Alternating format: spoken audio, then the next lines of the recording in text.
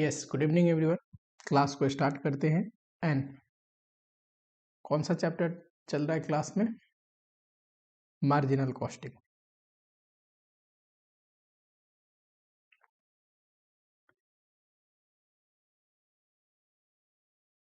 Marginal costing में मैंने marginal और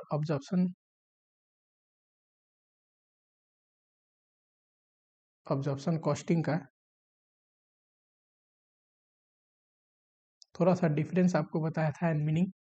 उसके बाद सेकेंड टॉपिक में हमने देखा था सीवीपी एनालिसिस।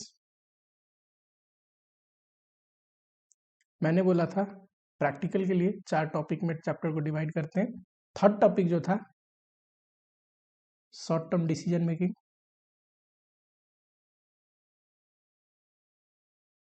ठीक है। एंड फोर्थ जो टॉपिक है वो है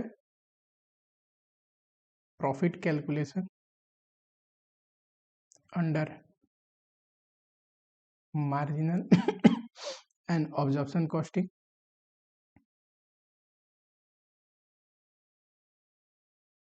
करेक्ट। ये क्वेश्चन तो अभी बहुत करने हैं। फिलहाल इस टॉपिक से आज का क्लास स्टार्ट करते हैं, शॉर्ट टर्म डिसीजन मेकिंग। ठीक है, आ जाओ। टॉपिक 3,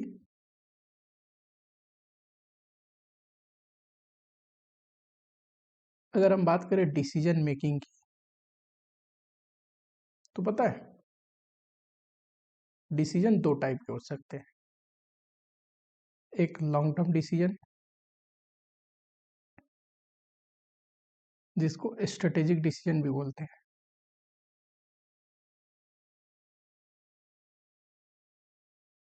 ठीक है। एक लॉन्ग टर्म डिसीजन जिसको स्ट्रेटेजिक डिसीजन भी बोलते हैं, और दूसरा शॉर्ट टर्म डिसीजन।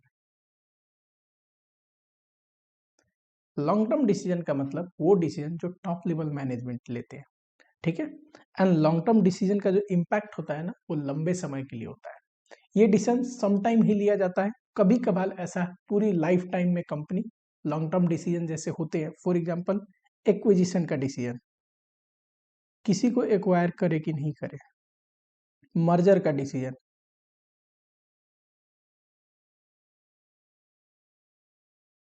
एक्विजिशन हो गया, मर्जर हो गया। डाइवेस्टमेंट का डिसीजन यानी कि हम किसी कंपनी को खरीदें कि ना खरीदें, किसी कंपनी के साथ मर्जर करे कि ना करे, कोई अपना प्लांट है उसको डाइवेस्टमेंट करे यानी कि बंद कर दे, वो ज़्यादा बेनिफिशियल है कि उसको कंटिन्यू रखे। तो ये सारी क्या है, स्ट्रेटेजिक डिसीजन है, इनके लॉन्ग टर्म इम्पैक्ट होते हैं। ठीक, ये डिसीजन रिवर्सेबल नहीं होते, करंट पीरियड में इनकी जो इम्पैक्ट है इसको न्यूट्रलाइज नहीं किया जा सकता है। एंड ये decision also impact financing decision. Financing decision को भी इम्पैक्ट करता है। कैसे बताओ? अगर किसी बिजनेस को एक्वायर करना है तो उसके लिए फंड कहाँ से आएगा? ये कौन सा डिसीजन है? Financing decision. कहाँ पे पढ़ाया था? फाइनेंशियल डिसीजन के अंदर, फाइनेंशियल मैनेजमेंट में 4 डिसीजन पढ़ाया था, उसी में फाइनेंसिंग डिसीजन भी पढ़ाई थी, ठीक है। एंड कुछ डिसीजन जो होते हैं वो शॉर्ट टर्म डिसीजन होते हैं, जो लेते हैं फंक्शनल मैनेजर। किसी डिपार्टमेंट का हेड, जैसे कि परचेज डिपार्टमेंट का head purchase manager, production department का हेड प्रोडक्शन मैनेजर, ठीक है। इसमें हमें पढ़ने हैं सेल्स मिक्स, शटडाउन लेवल,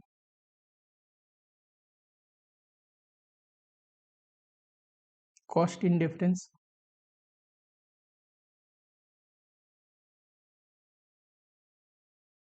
की फैक्टर या फिर product mix,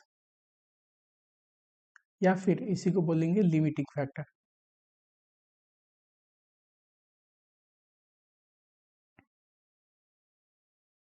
make or buy decision,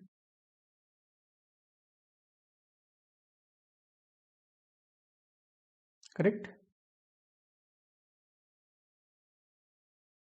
minimum pricing,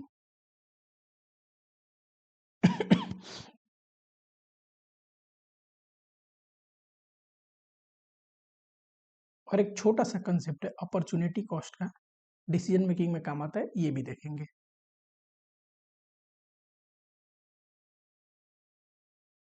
correct. ये डिसीजन हमें शॉर्ट टर्म जो डिसीजन है ये पढ़ने हैं, ठीक है। चलो, सबसे पहला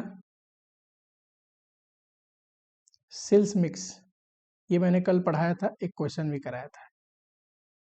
क्या बोला था, अगर कंपनी के पास ऑप्शन हो different different cells mix adopt करने का, तो कंपनी कौन सा सेल्स मिक्स अडॉप्ट करेगी, उस सेल्स मिक्स को अडॉप्ट करेगी जिसमें कंपनी की प्रॉफिटेबिलिटी बढ़े। हम एक क्वेश्चन कर रहे थे ना, ये देखो, एक था कि ए बी और सी सेल करे, सेकेंड ऑप्शन था ए बी और सी को डिसकंटिन्यू करके ई सेल करे, और हमने पूछा क्या था, स्टेट कौन सा सेल्स मिक्स को हमें अडॉप्ट करना चाहिए, तो जिसमें प्रॉफिटेबिलिटी ज़्यादा है, और हमारे किस में किस में प्रॉफिटेबिलिटी ज़्यादा आई थी, देख लेना, ये क्वेश्चन कल मैंने कराया था ना। तो जिसमें ही प्रॉफिटेबिलिटी ज़्यादा है उस सेल्स मिक्स को हमें अडॉप्ट करना है, ठीक। सेकेंड टॉपिक है शट डाउन लेवल।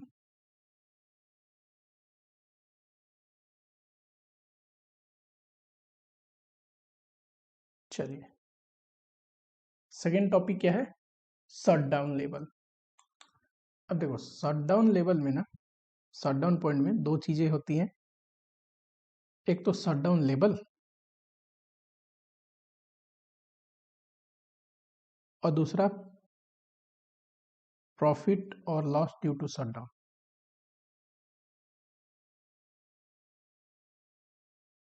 अगर बंद कर देते हैं, बिजनेस को ना चलागे, तो कितना नफा या नुकसान होगा, ठीक है। ये डिसीजन मेकिंग का हिस्सा है।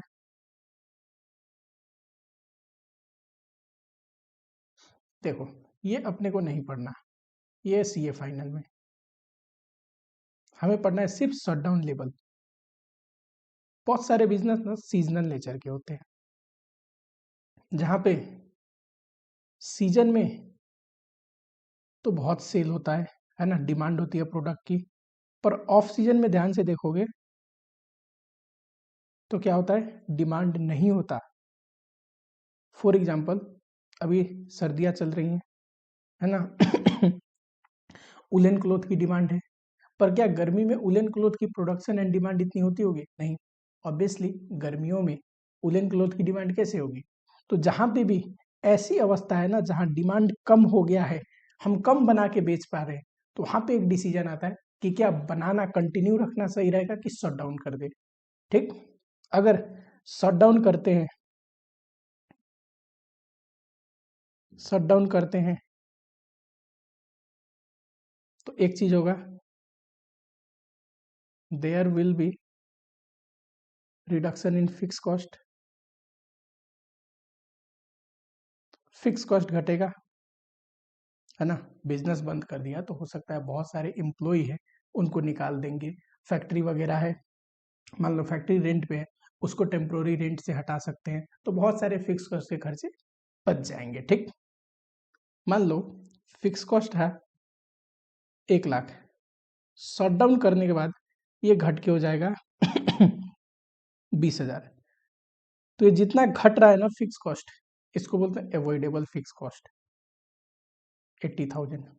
और ये जो फिक्स है ना, जो नहीं बंद करने के बावजूद भी थोड़ा बहुत इनकर्ड होगा, मान लो टेम्प्रोरी मैंने 6 महीने के लिए बिजनेस बंद किया, पर वहां पे मैंने गार्ड रख रखा है, रेंट पे थोड़ा बहुत जो स्पेस है वो रेंट पे है ना, तो कुछ ना कुछ खर्चे तो लगते हैं, ये फिक्स कॉस्ट, तो वो है अनएवॉइडेबल,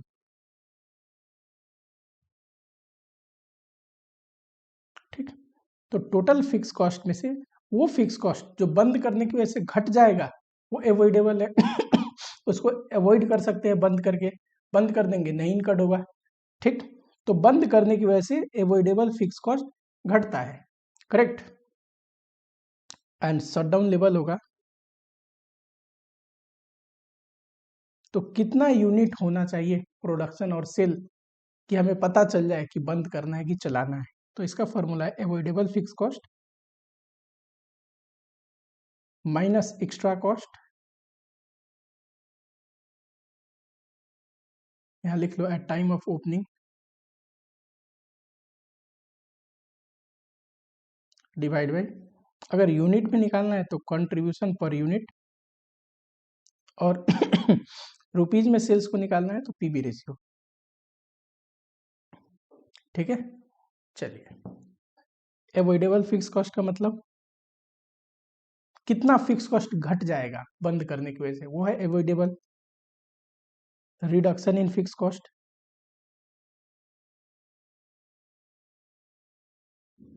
अच्छा कंट्रीब्यूशन पर यूनिट कैसे निकलता है, सेल प्राइस में से वेरिएबल कॉस्ट घटा के, अब पीबी रेशियो से डिवाइड करना है तो पीबी रेशियो कैसे निकलेगा, contribution divide by sales into 100, correct. Extra cost लिखा है मैंने, ये क्या है, देखो अगर आप टेम्पोरली बंद कर रहे हो अपनी बिजनेस, करेक्ट, दो किस्म का शट डाउन होता है, एक परमानेंट एक टेम्पोररी। मान लो टेम्पोररी बंद कर रहे हो, आगे फिर सीजन आएगा तो खोलोगे, तो कई बार थोड़ा एक्स्ट्रा कॉस्ट इनकर्ट करना पड़ता है at the time of opening, जब दोबारा खोलते हैं। क्या हो सकता है रखे रखे मशीनें वगैरह जंग लग गया हो तो उसकी रिपेयर मेंटेनेंस करानी पड़ेगी। हो सकता है उस समय अर्जेंट में जब लेबर ले आओगे आप, तो दोबारा लेबर को इंक्रीमेंट कॉस्ट पे हायर करना पड़ेगा, महंगे पे हायर करना पड़ेगा, तो वो जो एडिशनल इंक्रीमेंट कॉस्ट है वो, ठीक है, एक्स्ट्रा कॉस्ट मतलब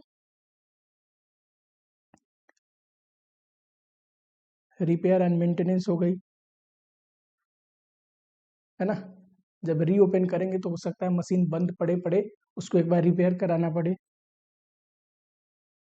इंक्रीज्ड लेबर कॉस्ट,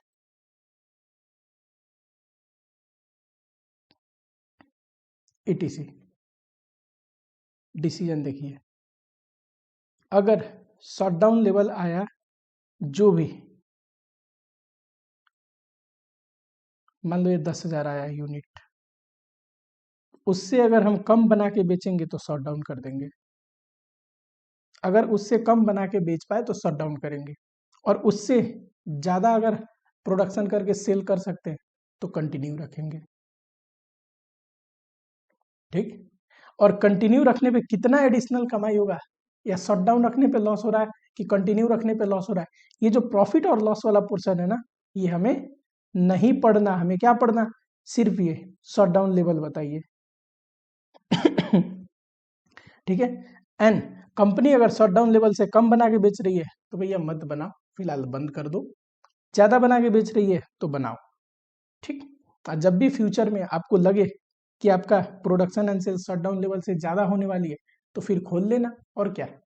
चलिए,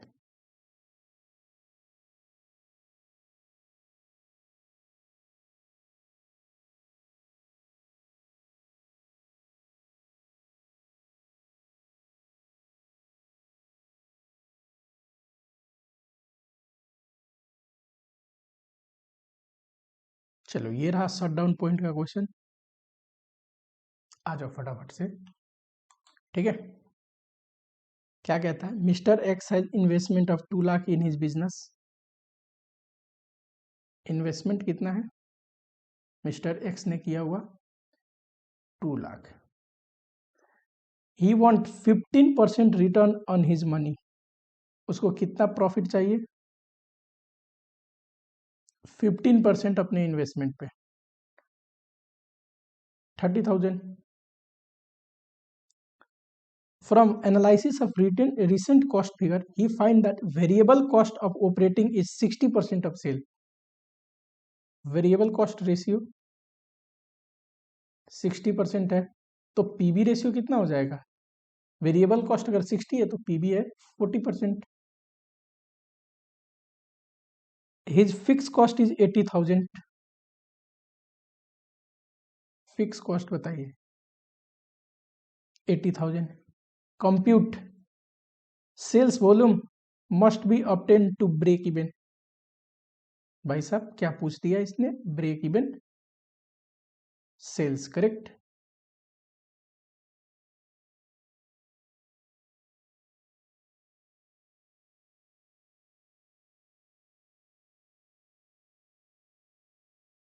ये रहा, ये इंफॉर्मेशन दिया है क्वेश्चन में, सबसे पहले पूछा है break even sales, correct.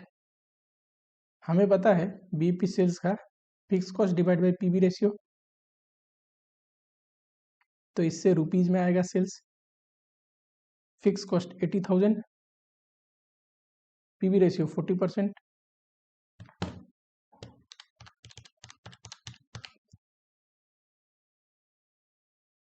Correct. Second में क्या पूछा है, sales volume must be obtain to get 15% return on investment. 15% return का मतलब कितना, 30,000।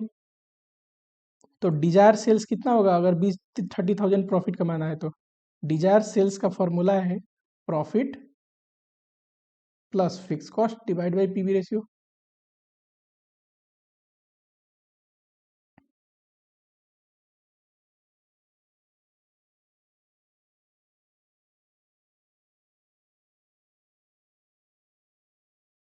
चलिए बताइए,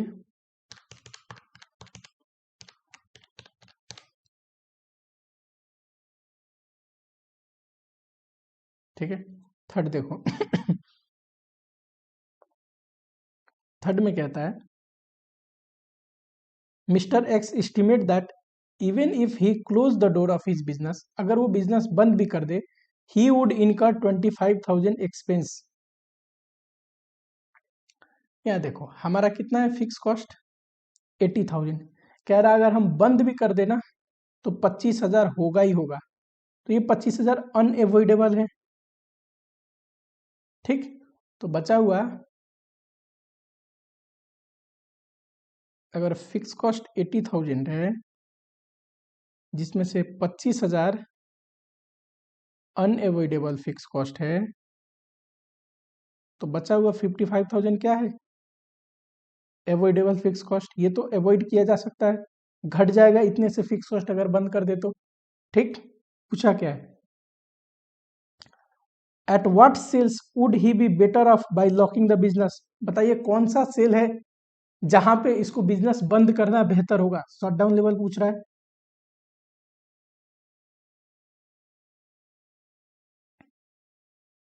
एवॉइडेबल fixed cost minus extra cost कुछ दिया है क्या, नहीं।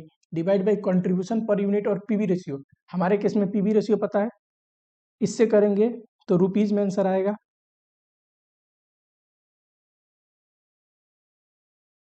बताओ,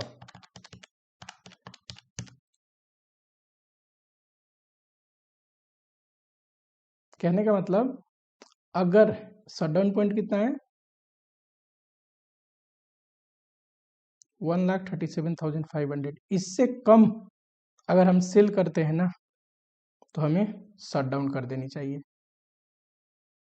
और इससे ज़्यादा अगर हम सेल करते हैं तो हमें कंटिन्यू रखना चाहिए, कंटिन्यू रखने में फ़ायदा है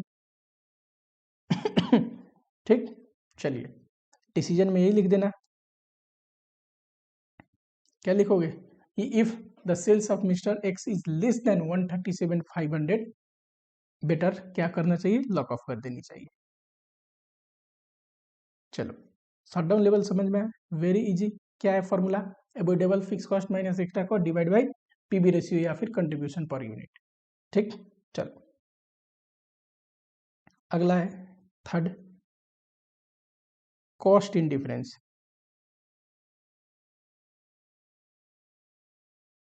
इसका मतलब होता है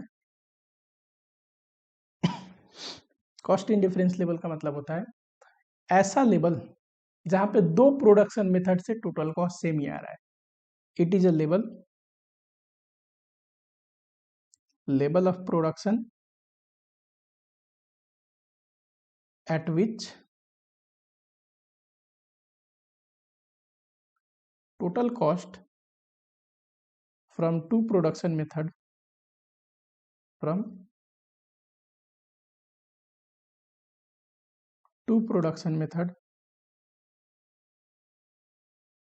is same। एग्जाम्पल, मान लो मुझे प्रोडक्शन करना है, इसके दो तरीके हैं। एक तो मैं मशीन 1 लेके आऊं, और मशीन 1 से अगर बनाता हूं तो पता है क्या आता है, फिक्स कॉस्ट 3 लाख लगेगा और वेरिएबल कॉस्ट पर यूनिट 1 रुपया लगेगा। एक दूसरा भी ऑप्शन है मेरे पास, मशीन 2, इससे अगर प्रोडक्शन करता हूं तो फिक्स कॉस्ट 1 लाख लगेगा, पर जो वेरिएबल कॉस्ट है ना ये लगेगा 3 रुपीज। ठीक, तो कॉस्ट इन डिफरेंस लेवल का मतलब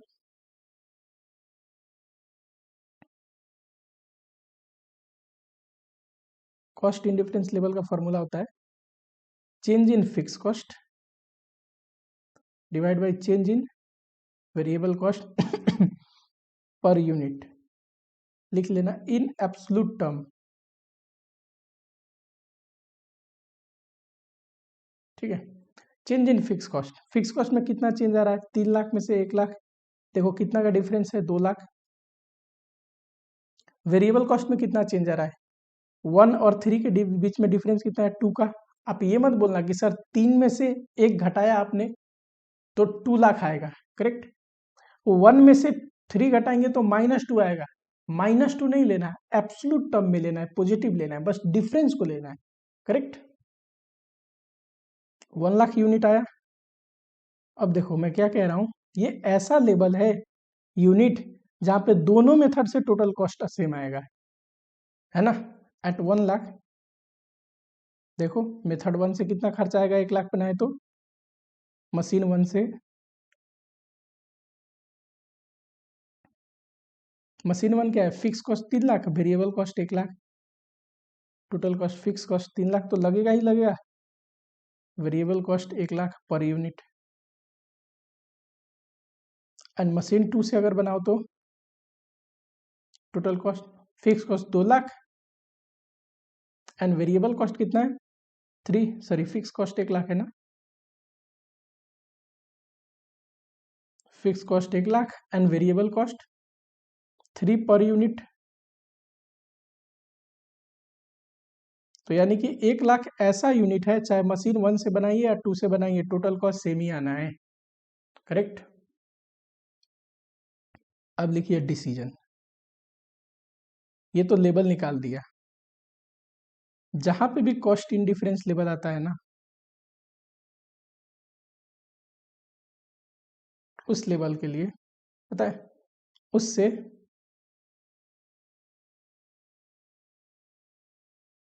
मान लो ये लेवल है, ठीक उससे अगर हमारी प्रोडक्शन कम है तो पता है कौन सा ऑप्शन सिलेक्ट करनी चाहिए? जिसमें फिक्स कॉस्ट कम हो, क्योंकि इनिशियली आप जितना बनाओगे उतना ही वेरिएबल कॉस्ट आएगा। वेरिएबल कॉस्ट तो आता ही है प्रोडक्शन की वजह से, लेकिन फिक्स कॉस्ट तो फिक्स है। तो इनिशियली हमारी कोशिश रहती है कि फिक्स कॉस्ट कम लगे, ठीक। और फिक्स कॉस्ट किस ऑप्शन में कम है देखना, जिसमें वेरिएबल कॉस्ट ज्यादा है। तो दूसरे तरीके से लिख दो, जिसमें वेरिएबल कॉस्ट ज्यादा हो। कॉस्ट इन डिफरेंस से ज्यादा बना रहे हैं तो पता है कौन सा ऑप्शन सही रहेगा? जिसमें वेरिएबल कॉस्ट कम हो। क्यों? अरे एक बार कॉस्ट इन डिफरेंस अचीव कर लिए तो फिक्स कॉस्ट तो रिकवर हो जाएगा अपना, और फिक्स कॉस्ट के बाद जो एडिशनल प्रोडक्शन है वहां पे हमें कोशिश करनी चाहिए। अर्ली स्टेज में फिक्स कॉस्ट जरूरी है, बाद के स्टेज में वेरिएबल कॉस्ट पे ध्यान देना जरूरी है। फिक्स कॉस्ट तो फिक्स है, उतना ही इनकर्ड होना है, तो आगे कोशिश करेंगे वेरिएबल कॉस्ट कम लगे। तो वेरिएबल कॉस्ट कम या फिर फिक्स कॉस्ट ज्यादा बोल दो, क्योंकि देखो जिसमें वेरिएबल कॉस्ट कम है उसमें फिक्स कॉस्ट ज्यादा लग रहा है। तो हमारे केस में 1 लाख यूनिट है, करेक्ट। एंड 1 लाख यूनिट से ज्यादा अगर ये है तो वेरिएबल कॉस्ट किस में कम है? मेथड 1 में, मेथड 1 या मशीन 1 लिख लो। मशीन 1 से बनानी चाहिए। 1 लाख यूनिट से अगर कम बना रहे हो तो कौन से मशीन से बनानी चाहिए?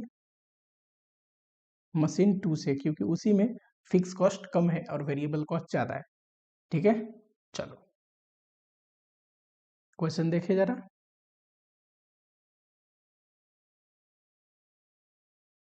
आइए फटाफट से यहाँ पे the flowing cost structure of 3 alternative of process of clerical work के spot before the LC code system. देखना जरा, 3 ऑप्शन है अपने पास। एक तो ए जो मैनुअल सिस्टम होगा, सेमी ऑटोमेटिक, ऑटोमेटिक, ठीक। मंथली फिक्स कॉस्ट दिया है, इसमें सिर्फ 15,000 लग रहा है। इसमें 15 plus 5 plus 25 total fix cost कितना आ जाएगा इसका 45। इसका टोटल कितना आ जाएगा 15,000 और इसका टोटल कितना आ जाएगा 1,25,000। सिमिलरली वेरिएबल कॉस्ट दे रखा है करेक्ट 40 प्लस 200 टोटल करोगे तो 240 80 प्लस 60 140 20 प्लस 20 40 आया करेक्ट। यानी कि कौन सा क्वेश्चन है ये question number 17 A B C fix cost variable cost बताइए कितना है फिक्स कॉस्ट 15,000 45,000 1,25,000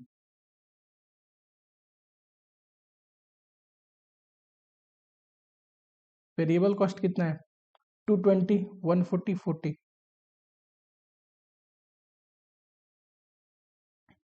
करेक्ट। पूछा गया है calculate cost in difference point interpret your result. देखिए अब मैंने 2 का एग्जांपल दिया था यहाँ 3 का है कोई दिक्कत नहीं। पहले ए और बी में कॉस्ट इन डिफरेंस निकालो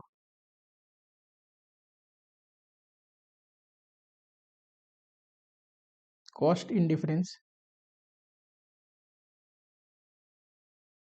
बिटवीन ए एंड बी क्या फॉर्मूला है बताइए change in fix cost divide by change in variable cost per unit. कितना फिक्स कॉस्ट में चेंज है 45 और 15 डिफरेंस कितना होगा 30। वेरिएबल कॉस्ट बताइए 220 140 80 कितना आएगा 375 करेक्ट। करो फटाफट से ठीक है चलो। अच्छा ये 240 है वो 240 करो 240 फिर ये 100 आएगा 300 यूनिट करेक्ट। उसके बाद बी और सी में निकालो cost in difference between B and C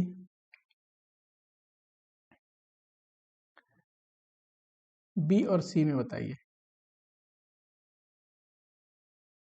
change in fix cost divide by change in variable cost per unit. B और सी में देखो चेंज इन फिक्स कॉस्ट 1,25,000 में से 45 घटाओगे तो 80,000 आएगा। चेंज इन वेरिएबल कॉस्ट 1,40,000 में से 140 में से 40 जाएगा 100 आएगा 800 units correct.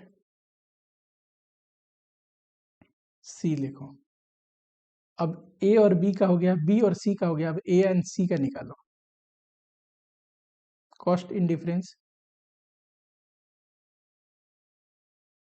Between A and C formula तो वही रहेगा change in fix cost divide by change in variable cost per unit. Change in fix cost इसमें से ये कितने का डिफरेंस है 1,10,000 एंड 240 और 40 में कितने का डिफरेंस है 200 का 550 यूनिट आया करेक्ट। अब जरा यहाँ एक ग्राफ देखो पहला केस था जिसमें पता है कितना आया था 300 यूनिट और उसके अनुसार क्या था बताओ 300 यूनिट है ए एंड बी के बीच में ठीक। एंड इससे पता है कम किसको लेना चाहिए जिसका फिक्स कॉस्ट कम हो। फिक्स कॉस्ट कम कितना था ए का था तो इधर ए सिलेक्ट होगा इधर बी ठीक। दूसरा केस किसका है तो दूसरा B and C 800 unit 800 unit को ही यहाँ होगा ठीक। 800 यूनिट में हमने क्या देखा, बी और सी का ना, तो 800 यूनिट ये रहा बी और सी का, ठीक। इनमें से किसको किधर लेना चाहिए, देखो फिक्स कॉस्ट किसका कम है, बी का, तो बी को लेसर साइड में लेना चाहिए और सी को इधर। थर्ड केस क्या है, ए और सी, और यूनिट आया 550, 550 यहाँ बीच में आएगा कहीं, करेक्ट। 550 के लिए क्या सेलेक्ट हुआ है ए और सी में, देखिए ए और सी में जब कॉस्ट इन डिफरेंस पॉइंट से कम बनाना हो तो किसको सिलेक्ट करते हैं, जिसका फिक्स कॉस्ट कम हो, ठीक। ए और सी में फिक्स कॉस्ट किसका कम है, ए का, इधर ए सिलेक्ट होगा, इधर बी, सी, करेक्ट। देखिए जरा, 300 से कम होना तो ऑलवेज हर एक केस में ए बेहतर है, और 800 से ज्यादा होना तो हर एक केस में सी बेहतर है, ठीक है। अब जो दिक्कत है इस रेंज के भीतर के लिए, 300 से कम के लिए तो ए बेहतर है, ये रहा, 800 से ज्यादा के लिए सी बेहतर है, ये रहा। एंड यहाँ देखना, अगर बीच में आता है तो मान लो 550 में, ये रहा, ये कहता है कि ए बेहतर है इससे नीचे के लिए 550 के लिए, पर ए के तुलना में तो बी बेहतर है, ये कहता है, तो यानी कि इस रेंज के लिए बी। सिमिलरली इधर के लिए सी बेहतर है ना, ए और सी के बीच में सी बेहतर है, सी से कंपेयर करो, सी बोल रहा है भाई इधर के लिए बी बेहतर है, यानी कि सी के हिसाब से ये बी बेहतर है। तो कहने का मतलब, अगर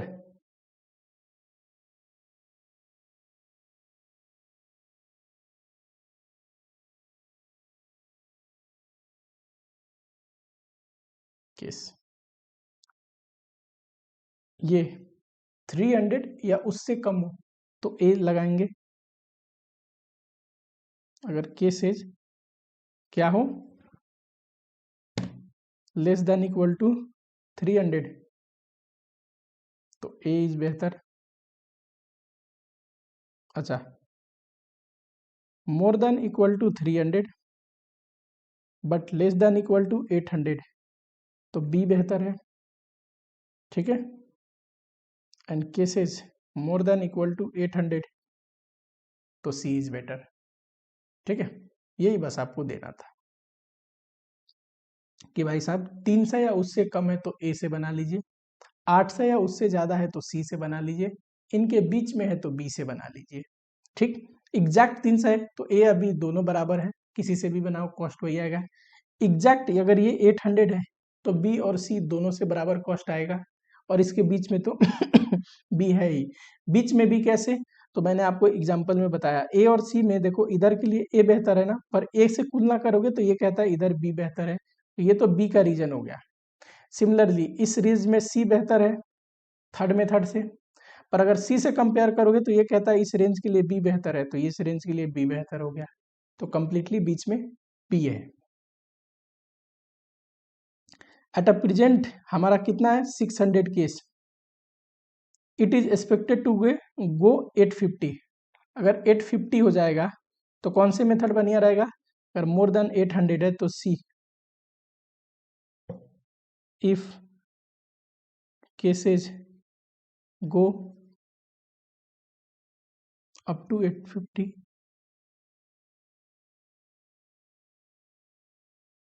मेथड सी इज, या सी शुड बी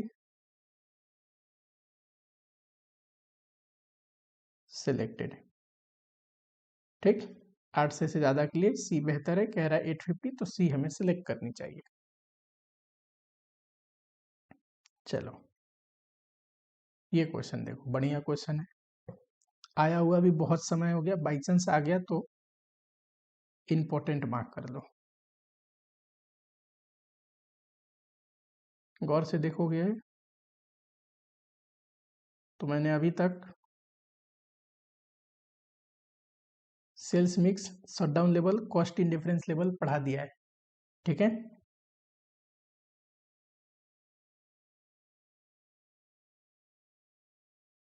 चलो ये बढ़िया क्वेश्चन है, करते हैं। X Y make two product X and Y, हम दो प्रोडक्ट बनाते हैं, एक x एक y, whose respective fix cost are F1 F2, और फिक्स कॉस्ट इनका कितना है, तो x के लिए F1, इसके लिए F2. You are given that unit contribution of y is 1/5 less than unit contribution of x. बहुत बढ़िया.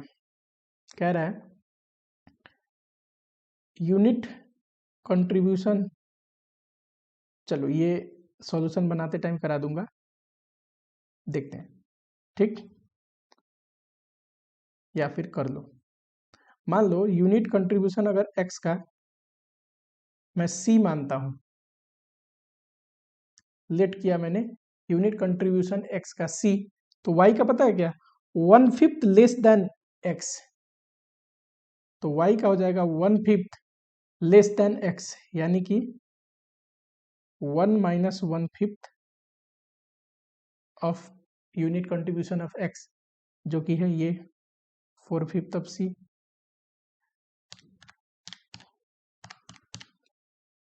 (0.8c), ठीक. तो अगर यूनिट कंट्रीब्यूशन ऑफ x में c मानता हूं तो y का कितना हो जाएगा, c में से 1/5 घटा दो, यानी कि 0.8c. Total F1 and F2 are this. F1 plus F2 दोनों का फिक्स कॉस्ट जोड़ दिया जाए तो 1.5 लाख है. BEP of x at 1800 unit, correct. For BEP F2 is not considered, ठीक है, x का है तो सिर्फ F1 ही कंसीडर करेंगे. कह रहा है फॉर x BEP 1800 है. पता है BEP कैसे निकलता है, fix cost divide by contribution per unit, and contribution x का कितना माना है हमने, c.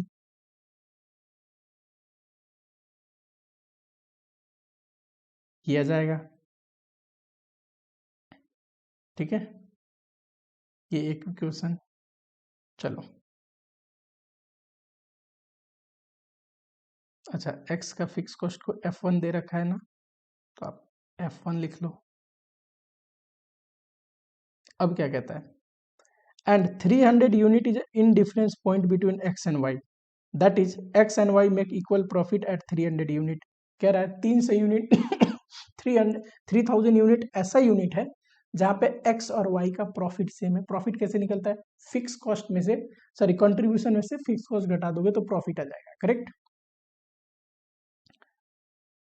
उसके बाद क्या पूछा है, F1 F2 बताइए, यानी कि दोनों का इंडिविजुअल फिक्स कॉस्ट बताइए, and contribution per unit x and y का बताइए, यानी कि c का वैल्यू बताइए, और y का तो 0.8 इंटू सी आ ही जाएगा. चलो,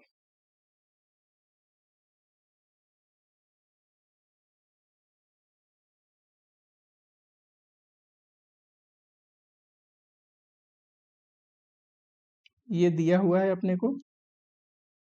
अब जरा करते हैं,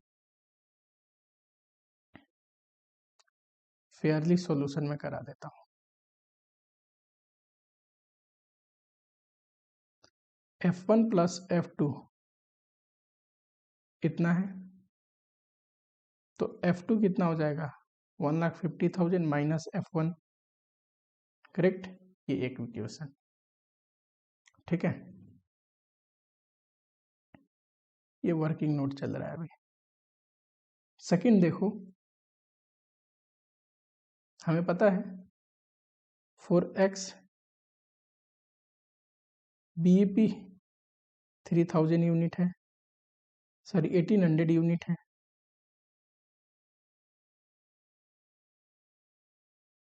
BEP निकलता क्या है, fix cost divide by contribution per unit.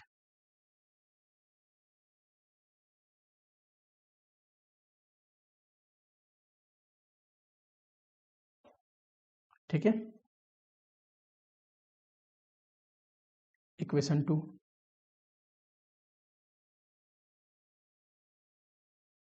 Contribution per unit of x is equal to c है, हमने लेट किया है, तो contribution per unit of y c minus 1/5 of c, 0.8c आएगा.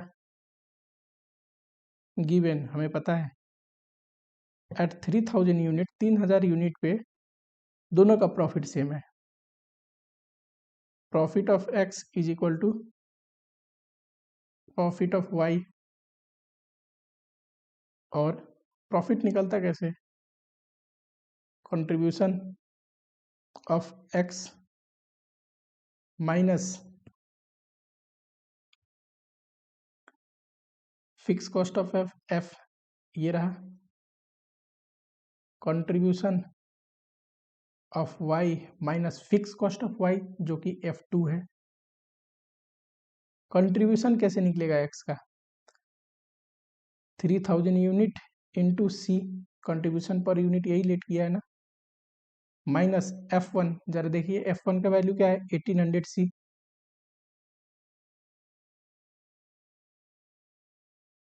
Contribution of Y 3000 unit into 0.8 C, क्योंकि इसका per unit contribution ये रहा,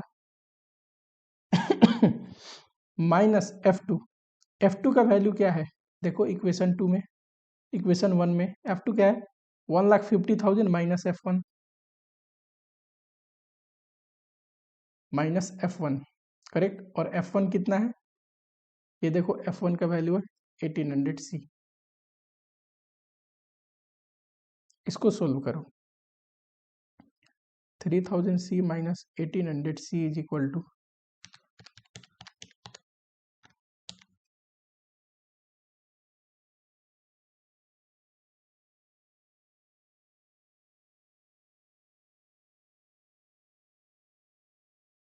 1,50,000 is equal to 1800 plus 2400 plus 1800 minus 3000,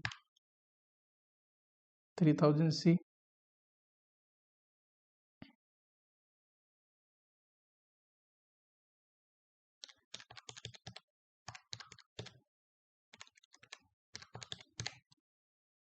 fifty, सी क्या था contribution per unit of x, therefore contribution per unit of x जो कि सी है ये आया 50, contribution per unit of Y जो कि 0.8 सी है ये आएगा 50 इंटू 0.8 40, F1, F1 की वैल्यू कितनी है 1800 सी, 1800 और सी 90,000, एंड F2 है 1,50,000 माइनस F1, 1,50,000 माइनस 90,000, 60,000। क्या पूछा था आपने से, F1 F2 निकालिए और यूनिट कंट्रीब्यूशन निकालिए, इतना ही पूछा था, हमने कर दिया, ठीक है। चलो नेक्स्ट डिसीजन पे आए, टॉपिक 4 है प्रोडक्ट मिक्स,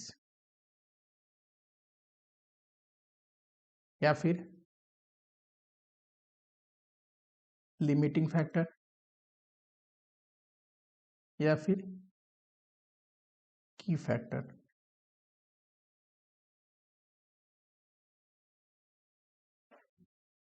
अगर कंपनी के पास मान लो ऐसा सिचुएशन हो,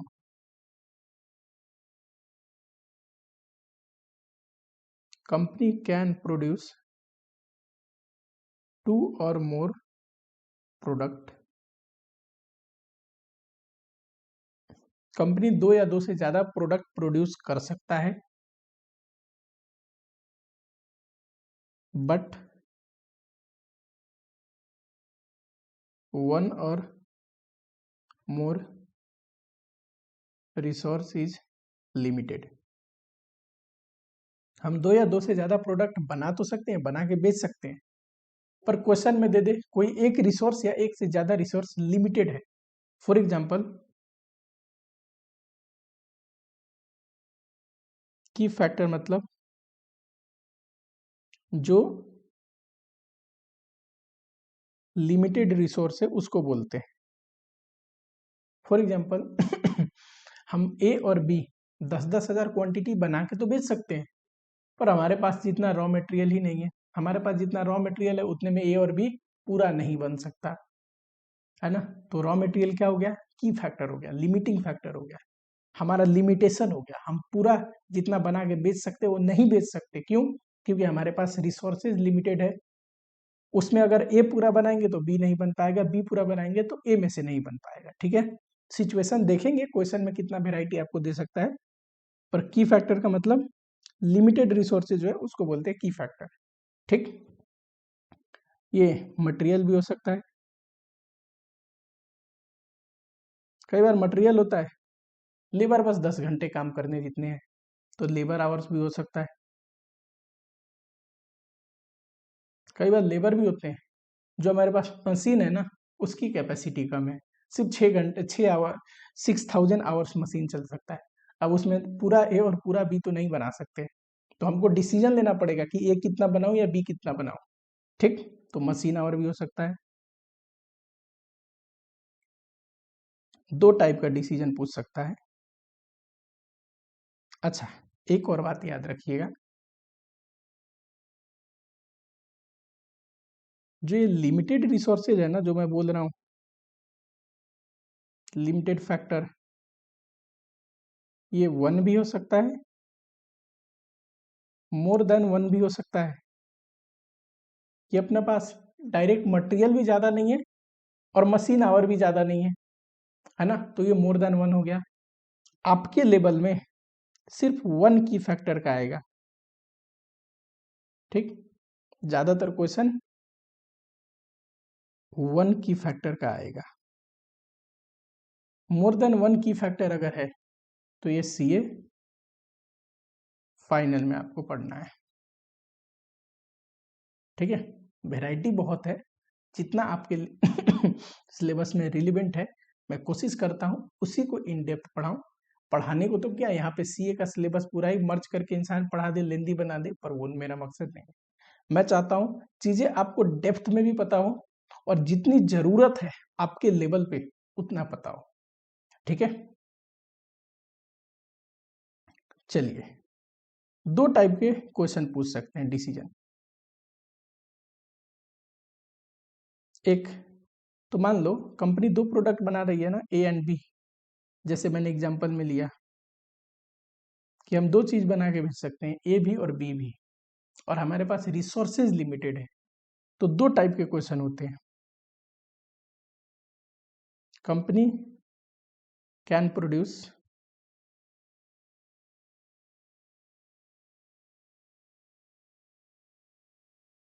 बोथ प्रोडक्ट। क्वेश्चन बोलेगा कि कंपनी भाई दोनों ही बना सकती है, ऐसा नहीं कि एक बनाओगे तो एक नहीं बनाना पड़ेगा, ठीक। दोनों ही आप बना सकते हैं, तब कितना ए का बनाए और कितना बी का बनाए, ये डिसीजन मेकिंग। तो इस केस में हम करते हैं, निकालेंगे कंट्रीब्यूशन पर की फैक्टर, इसी को लिमिटिंग फैक्टर भी बोलते हैं। फिर रैंकिंग करेंगे और लास्ट में प्रोडक्ट मिक्स निकालेंगे। बहुत आसान है ये तो, बस कुछ नहीं। अभी तक क्या पढ़ा है मैंने कि भाई साहब दो या दो से ज़्यादा प्रोडक्ट बनाने हो तो हो सकता है रिसोर्सेज लिमिटेड हो, उस लिमिटेड रिसोर्सेज को की फैक्टर बोलते हैं, या लिमिटेड रिसोर्सेज को लिमिटिंग फैक्टर भी बोलते हैं, ठीक। इस केस में दो टाइप के क्वेश्चन आपके लेवल पे पूछ सकता है कि दो जो प्रोडक्ट है ना वो दोनों ही हम बना सकते हैं, ऐसा नहीं एक बनाओगे तो दूसरा नहीं बना सकते, दोनों बना सकते हैं। अब बताइए ए और बी में कितना ए बनाए कितना बी बनाए। तो मैंने लिखा कंट्रीब्यूशन पर लिमिटिंग फैक्टर या की फैक्टर, इसी की फैक्टर को क्या बोलते हैं, लिमिटिंग फैक्टर। निकालेंगे, रैंकिंग देखेंगे और प्रोडक्ट मिक्स बता देंगे, ठीक। एग्जाम्पल के रूप पे एक क्वेश्चन करते हैं।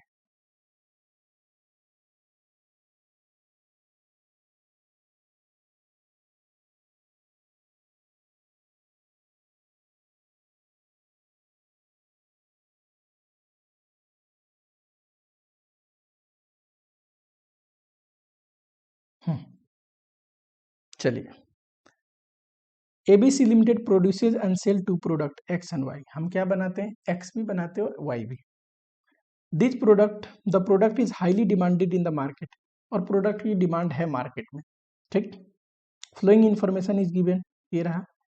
Direct material, direct wages, variable overhead, ये तीनों को जोड़ दोगे तो वेरिएबल कॉस्ट आता है, और ये सेलिंग प्राइस, ठीक है। Company is facing scarcity of machine hour for working, हम बना के तो दोनों ही बेच सकते हैं, पर प्रॉब्लम ये मशीन आवर की कमी है, जितने घंटे मशीन चल सकते हैं उसमें शायद दोनों कंप्लीट ना बन पाए। Availability of machine our is 60,000,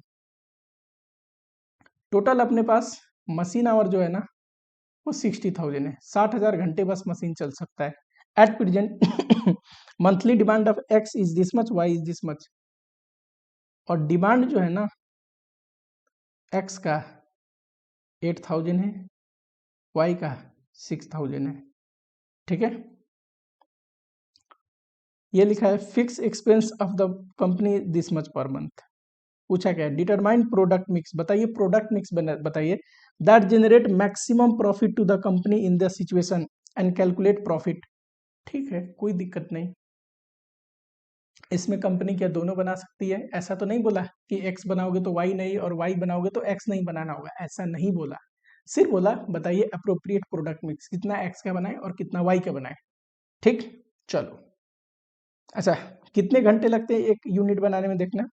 variable overhead 5 rupees rate है पर आवर, और 20 यहाँ पे लगा है, तो 4 आवर लगते होंगे। कैसे? 5 रुपया 1 घंटे में खर्चा आता है, 20 रुपया टोटल खर्चा आया है, तो 4 घंटा लगा होगा ना बनाने में। सिमिलरली ये 40, तो 40 डिवाइड बाई 5 करोगे 8 आवर्स। आओ जरा,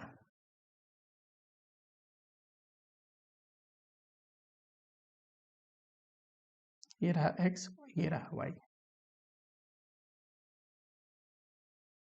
मशीन आवर फॉर 1 यूनिट, एक यूनिट बनाने में कितना घंटा लगता है? ये 20 रुपया खर्चा लग रहा है, 5 रुपया रेट है, करेक्ट। टोटल मशीन आवर कितना चाहिए इन दोनों को बनाने में?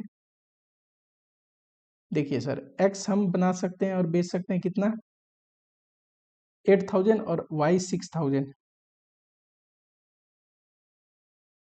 एक्स को बनाने के लिए 4 घंटे लगते हैं, वाई को 8 घंटे लगते हैं।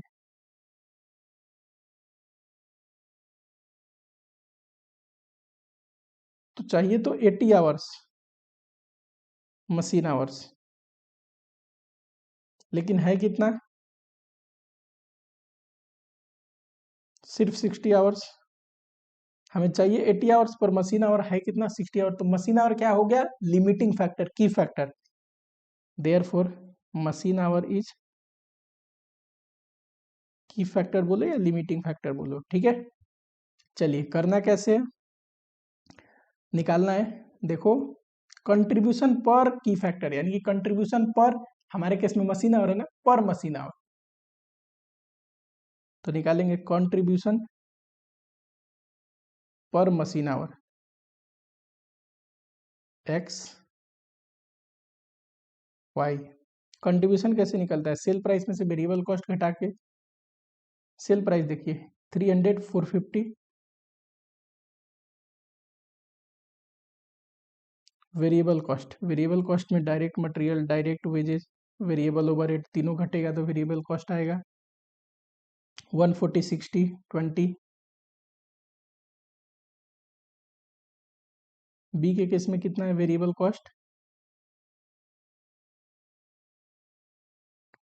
180, 140, तो ये आ गया कंट्रीब्यूशन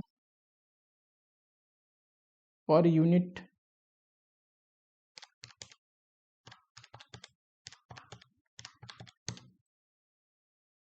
एक यूनिट बनाने में मशीन आवर कितना लगता है, ये 4 और ये 8, तो कंट्रीब्यूशन पर मशीन आवर निकल जाएगा 20 आएगा। सिमिलरली इसका निकालो 450 माइनस 180 माइनस 100 माइनस 40, एक यूनिट का कंट्रीब्यूशन है, और एक यूनिट बनाने में 8 घंटे लगते हैं, तो पर आवर कंट्रीब्यूशन निकालना हो तो करेक्ट। देखो मशीन आवर लिमिटेड है, सबसे ज्यादा मशीन आवर में कौन कमा के दे रहा है? एक्स कमा के दे रहा है। 1 घंटे मशीन आवर में कमाई एक्स की है 20 एंड वाई की कंट्रीब्यूशन है सिर्फ ये, तो पहले हमें एक्स बनानी चाहिए और कुछ बच जाए ना घंटे तो वाई बनानी चाहिए। तो रैंकिंग देखिए, पहले हमें क्या बनाना चाहिए? एक्स, जिसका भी कंट्रीब्यूशन पर मशीन आवर ज्यादा है, और बच जाए तो वाई। अब बताओ प्रोडक्ट मिक्स।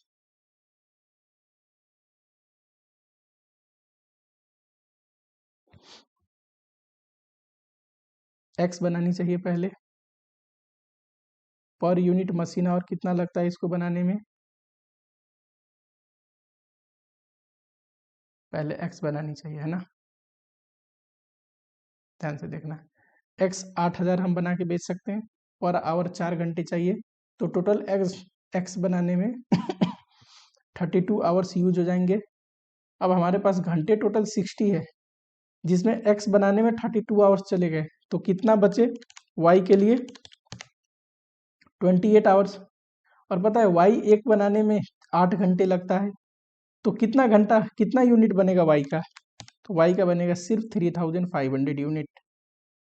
यानी कि भाई साहब एक्स तो पूरा बन जाएगा, और जो घंटे बच गए ये बैलेंसिंग फिगर, उसमें वाई कितना बनेगा? इतना। ये है प्रोडक्ट मिक्स। प्रॉफिट पूछा है ना,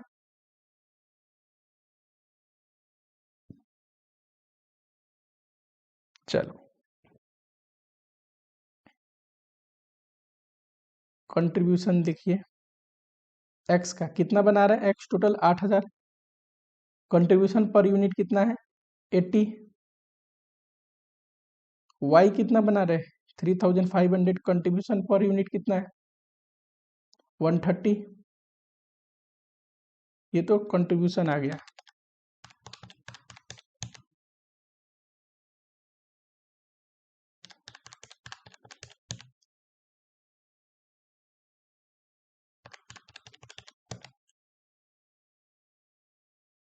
तो प्रॉफिट के लिए कंट्रीब्यूशन में से क्या घटाना पड़ता है?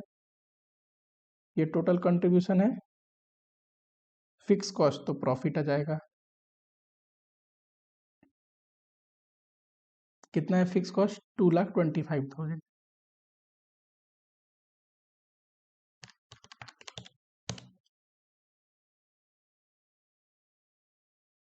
8,70,000, ठीक है। चलिए कहने का मतलब अभी तक मैंने क्या पढ़ा है कि सर लिमिटिंग फैक्टर या की फैक्टर का मतलब होता है वो फैक्टर जो लिमिटेड है, रिसोर्सेज जो लिमिटेड है। मशीन आवर भी हो सकता है, लेबर आवर भी हो सकता है, रॉ मटेरियल भी हो सकता है, करेक्ट।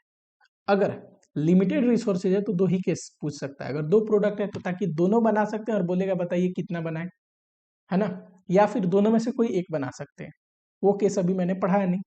दोनों बना सकते हैं तो क्या करेंगे? कंट्रीब्यूशन पर लिमिटिंग फैक्टर, यहाँ मशीन आवर लिमिटेड है तो कंट्रीब्यूशन पर मशीन आवर निकालेंगे, जिसका ज्यादा होगा पहले वो बनाएंगे, और बैलेंस जो घंटे बच गए उसमें सेकंड वाला बनाएंगे।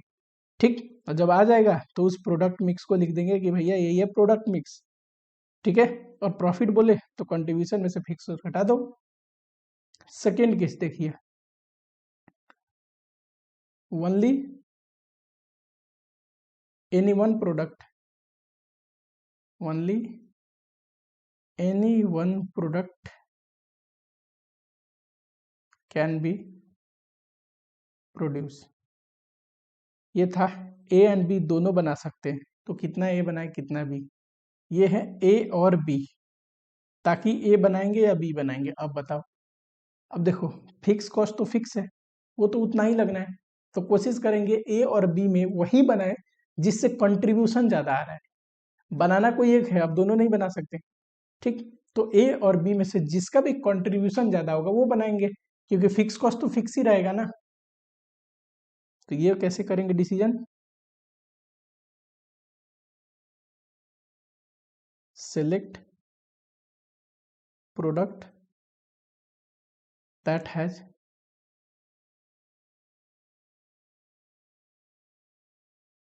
मोर टोटल कंट्रीब्यूशन,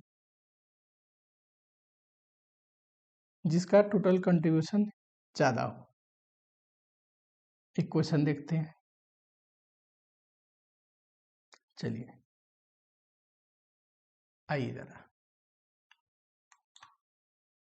कहता है X limited supply spare to a craft company Y. X limited Y को क्या सप्लाई करता है? Spares. The production capacity of X facilitate production of any one spare part for a particular period of time. हम दो spare part बनाते हैं x, कौन सा? ए और बी। पर प्रॉब्लम ये है ना कि हमारी प्रोडक्शन कैपेसिटी ऐसी है कि एनी वन, दोनों में से कोई एक, आइदर ए और बी ही बना सकते हैं एक बार में, दोनों नहीं बना सकते, ताकि ए बनाइए या फिर बी बनाइए। The flowing cost and other information has been provided. अगर ए बनाते हैं पर यूनिट तो मटेरियल जिसको अलाउ यूसेज है ये इतना लगेगा, एंड मशीन, दो मशीन में काम होगी ए एंड बी, उसमें इतना इतना घंटा लगेगा। ठीक। प्राइस अगर ए बना के बेचते हैं तो इतने में बिकेगा, बी बेचते हैं इतने में बिकेगा। टोटल जो मशीन आवर है वो इतना ए का है, इतना बी का है। ठीक। जो हम एलोय यूज करते हैं एज अ मटेरियल वो इतना ही अवेलेबल है, 13,000 kg। Correct. And variable overhead दे रखा है 80 एंड 100। ठीक है। पूछा क्या है? Identify spare part which will optimize contribution. A और बी में से कौन ज्यादा कंट्रीब्यूशन देगा? हमें टोटल कंट्रीब्यूशन निकालना है, ए से कितना आएगा और बी से। एंड सेकेंड तो चलो सेकेंड में करेंगे, पहले फर्स्ट करते हैं। करिए फटाफट।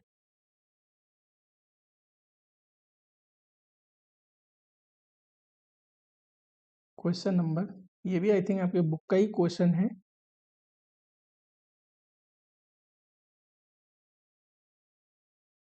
फोर्टीन।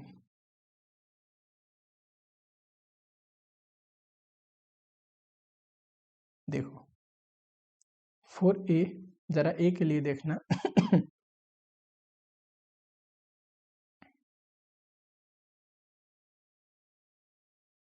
यहाँ लिख लो पर्टिकुलर्स।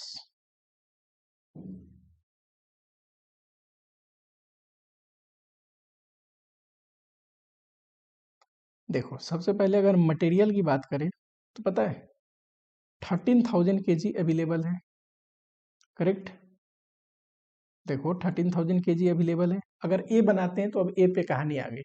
ठीक है।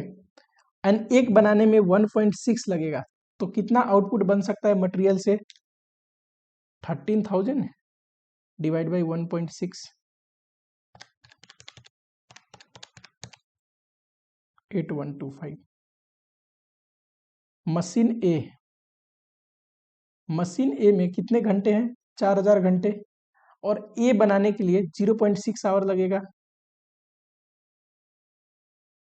तो 4,000 डिवाइड बाई 0.6 कितना यूनिट बन जाएगा ए का?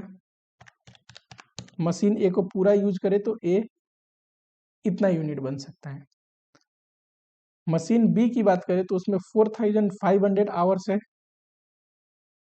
करेक्ट। एंड एक बनाने के लिए 0.5 आधा घंटा लगता है, तो 4,500 डिवाइड बाई 0.5, 9,000 आउटपुट बनेगा। ठीक है।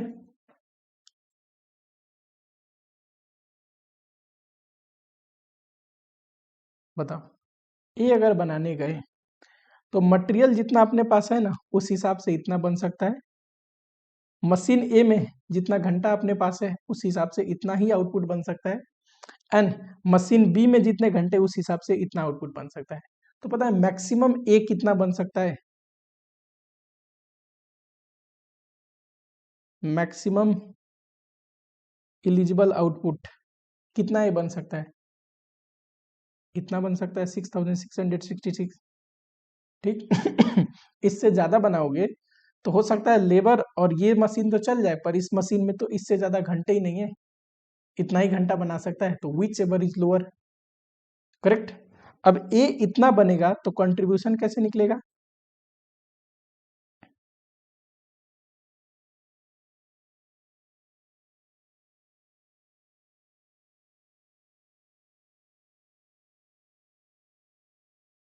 बताइए।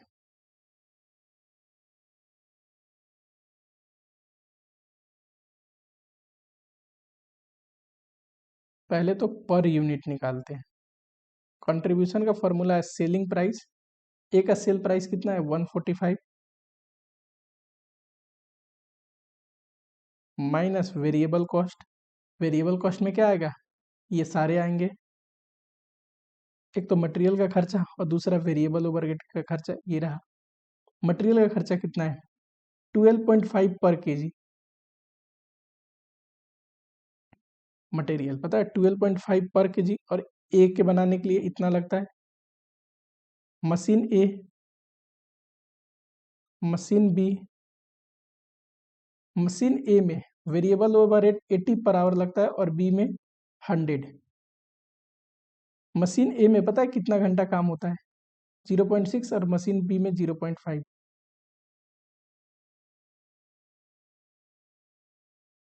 तो ये कंट्रीब्यूशन पर यूनिट आ जाएगा। टोटल में भी निकाल सकते हो, पहले ही मैं बता रहा हूँ, कोई दिक्कत नहीं। मैं पर यूनिट निकाल के यूनिट से इंटू करके टोटल करूँ या टोटल निकाल दो।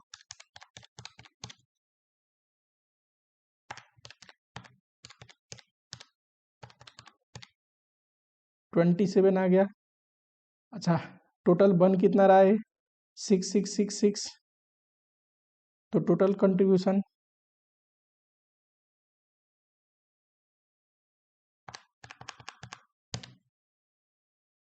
179,982।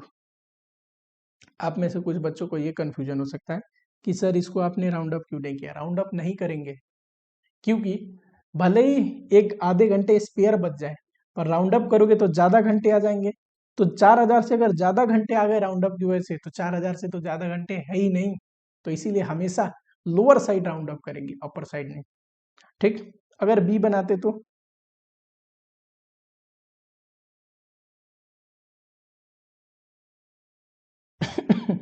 बी बनाते तो देखो 13,000 केजी मटेरियल है और एक बनाने में कितना लगता है 1.6। तो ये भी मटेरियल इतना ही बनता मटेरियल से। सिमिलरली 4000 आवर्स मशीन आवर है, एक के लिए 0.25 लगेगा, और ये 0.55। 4500 है, एक बनाने के लिए 0.55, तो कितना यूनिट बनेगी बताओ।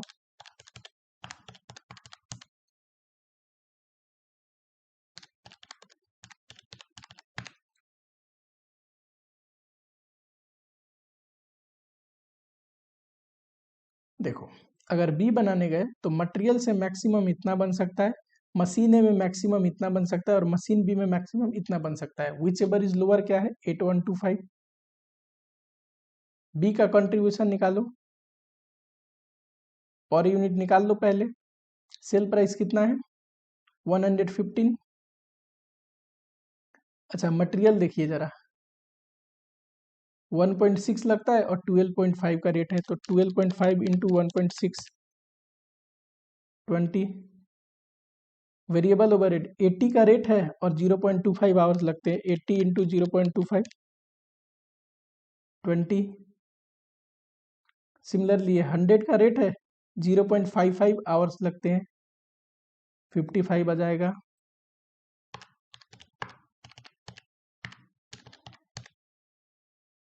ये 20 आ जाएगा। कितना यूनिट है 8125। करेक्ट, टोटल कंट्रीब्यूशन आएगा 162,500। हमें कौन सा प्रोडक्ट सिलेक्ट करना है जिसका टोटल कंट्रीब्यूशन मैक्सिमम हो, तो हमें कौन सा बनानी चाहिए बताओ। प्रोडक्ट ए बनानी चाहिए, इसका टोटल कंट्रीब्यूशन मैक्सिमम है। प्रोडक्ट ए शुड बी क्या प्रोड्यूस। ए बनाओगे तो पता है बी नहीं बना रहे, मान लो ए बनाते हैं, इतना ही बना रहे, पर मटेरियल तो इतने बनाने के लिए अवेलेबल है, यानी कि मटेरियल बच जाएगा। प्लस मशीन बी में 9000 घंटे बन सकते थे, हमने बनाए तो कम, तो मशीन बी में कुछ आइडल टाइम भी बच जाएगा। करेक्ट। बी नंबर जो पोर्शन है इसका, ये क्या कहता है कहता है if Y limited reduces target price by 10%, हम वाई को बेचते हैं ना, वाई अब अपना प्राइस घटा दिया 10% से, offer 60 per hour for unutilise machine hours, और कह रहा है कुछ खाली घंटे जो मशीन के आपके बच गए उसके हर एक घंटे के लिए 60 रुपए दे दूंगा।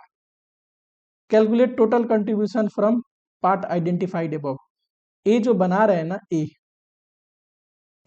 इसमें अब कह रहा है कि प्राइस कितने से घट जाएगा, 10% से, करेक्ट। एंड जो आइडल आवर है उसके लिए 60 पर आवर मिलेगा, तब कितना टोटल कंट्रीब्यूशन आएगा, देखो।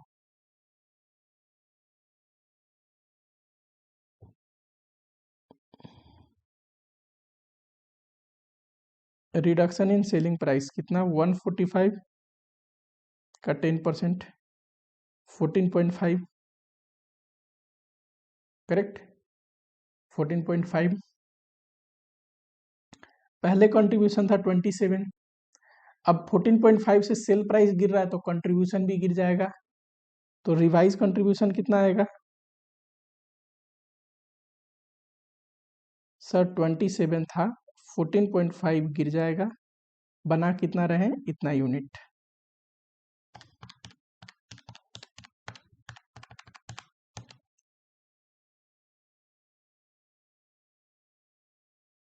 लेकिन ये प्राइस की वजह से कंट्रीब्यूशन तो गिर रही है, पर हमारे जितने भी घंटे खाली है ना उसके लिए 60 रुपए मिलेगा।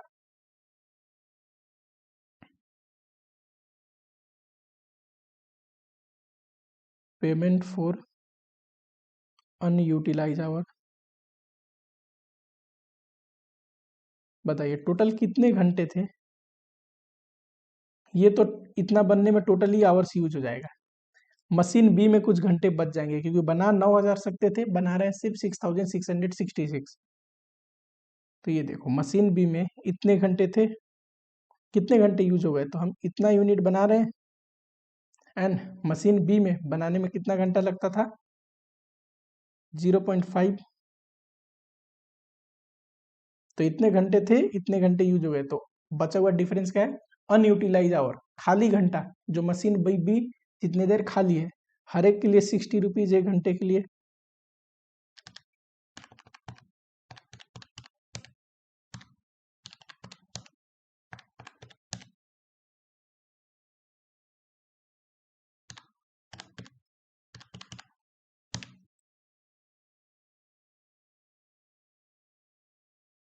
ये हो जाएगा टोटल कंट्रीब्यूशन, या टोटल, क्या लैंग्वेज में क्या पूछा था, कैलकुलेट टोटल कंट्रीब्यूशन,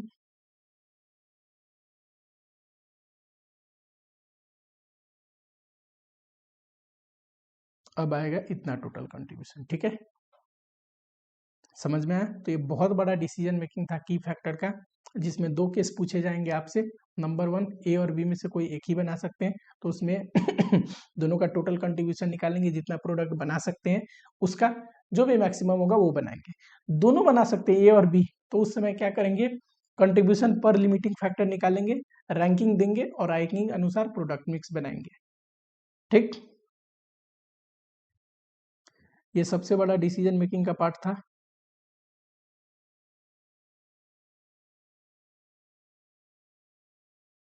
अगला है मेक और बाई डिसीजन।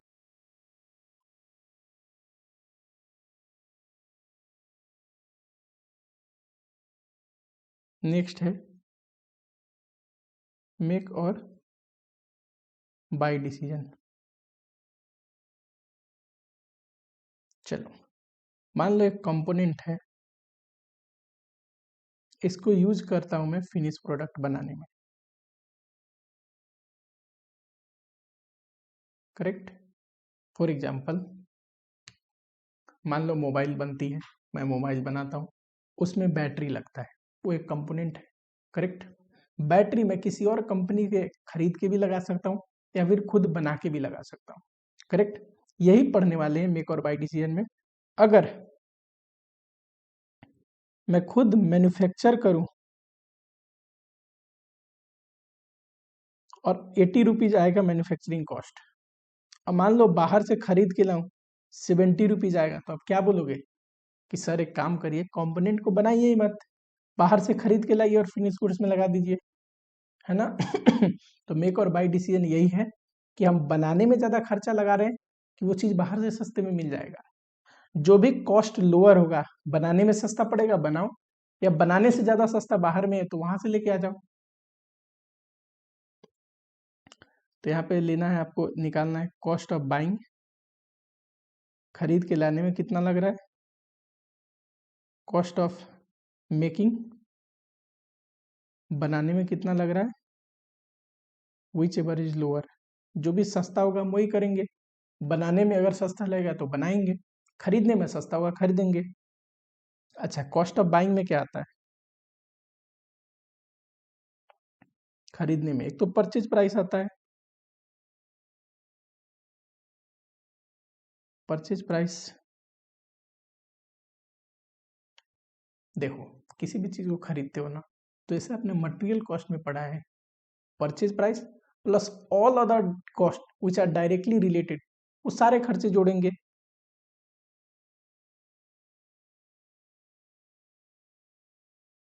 और भी जितने उस परचेज से रिलेटेड कॉस्ट है जैसे कि फ्रेट हो गया, ब्रोकरेज कोई देना पड़ गया, इंश्योरेंस करानी पड़ गई, यानी कि खरीद के लाने से रिलेटेड और भी जितने खर्चे हैं सब जोड़ेंगे। अच्छा, बनाए तो क्या खर्चा आएगा, एक नंबर वेरिएबल कॉस्ट लगता है बनाने के खर्चा। वेरिएबल कॉस्ट में direct material, direct labour, variable overhead. दूसरा एवॉइडेबल फिक्स कॉस्ट, यानी कि वो फिक्स कॉस्ट जो ये बनाओगे तब लगेगा, नहीं बनाओगे तो नहीं लगेगा, सिर्फ वही लेंगे। जो कंपनी के वैसे फिक्स कॉस्ट की आप बनाओ या ना बनाओ लगना ही लगना है, वो नहीं लेंगे, वो तो नहीं भी बनाओगे तो लगेगा। एवॉइडेबल फिक्स कॉस्ट का मतलब ये बना रहे हो तब ये लग रहा है तो खर्चा लेंगे। Third number opportunity cost.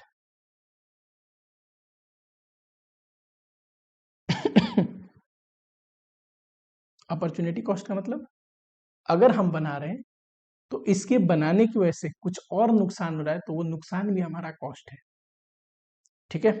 For example बना रहे, जिस डिपार्टमेंट में बना रहे हैं, ठीक, वो अगर नहीं बनाते तो रेंट पे चढ़ाते तो 20,000 अर्निंग हो जाती। तो यार बनाने की वजह से वो 20,000 भी तो नुकसान हो रहा है, तो अपॉर्चुनिटी कॉस्ट मिलेंगे। हम बना रहे हैं इस प्रोडक्ट को, बनाने की वजह से एक दूसरा प्रोडक्ट जो बना रहे थे ना वो नहीं बना पाएंगे अब, तो उसमें 10,000 मान लो कंट्रीब्यूशन लॉस हो रहा था। तो यार इस बनाने की वजह से वो 10,000 जो लॉस हो रहा है, जो नहीं बना पा रहे हैं, वो भी तो इसका कॉस्ट में लोगे।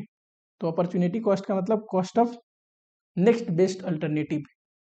ये नहीं करते कुछ और करते तो क्या फायदा होता, वो फायदा नहीं हो रहा है तो अपॉर्चुनिटी कॉस्ट है, ठीक है। चलो क्वेश्चन देखें।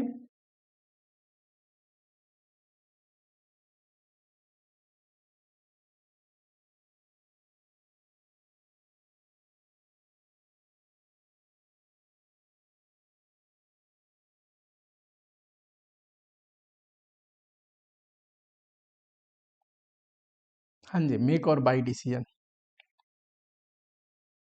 NL limited manufacture automobile accessories for part, ठीक है, क्या बनाते हैं हम, ऑटोमोबाइल एसेसरीज, ठीक, ठीक है। आओ जरा, flowing cost, flowing are the cost of processing 200 unit, हम फिलहाल कितना बनाते हैं, 2 लाख यूनिट, सॉरी 200 कह रहा हूँ, 2 लाख यूनिट, ठीक है। आइए जरा, हाँ जी, डायरेक्ट मटेरियल, डायरेक्ट लेबर और वेरिएबल ओवरहेड, ये वेरिएबल कॉस्ट में आएगा। जोड़ो जरा, 375 plus 80 plus 16, 375 plus 18 plus 16, 471। And fix factory overhead, ये लेने की जरूरत नहीं है, क्यों, अभी बताया, direct material, sorry, direct material, direct labour, variable overhead variable cost है, कुछ एवॉइडेबल फिक्स कॉस्ट होगा वो लेंगे, कोई अपॉर्चुनिटी कॉस्ट होगा वो लेंगे, ठीक है। Purchase price of a component is 485, बाहर से अगर खरीदने गए तो 485 में आएगा। ठीक, fix overhead would continue to be incurred even if component is bot.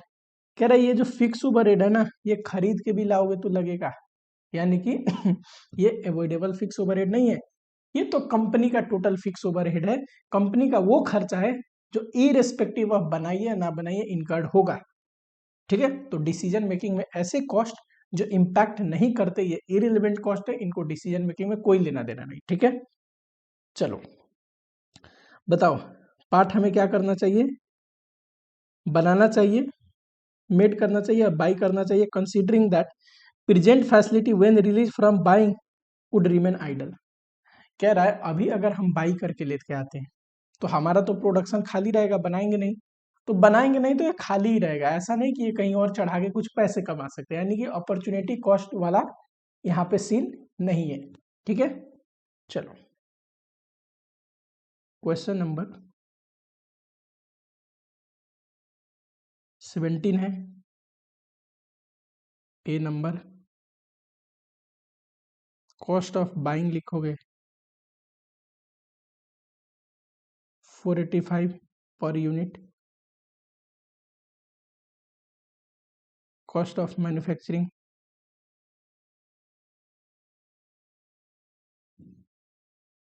Direct material, direct labour, variable overhead, तो ये वेरिएबल कॉस्ट आएगा 375 80 16।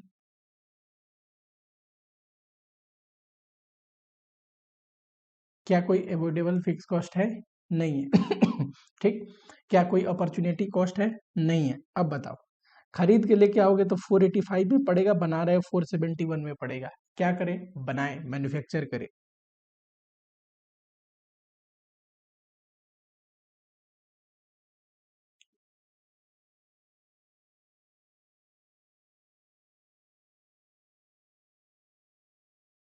बेटर टू मैन्युफैक्चर,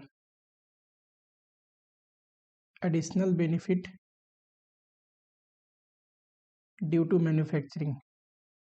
अगर हम मैन्युफैक्चर करते तो एडिशनल बेनिफिट कितना आएगा, 485 में खरीद रहे थे 471 में ही बन जाएगा।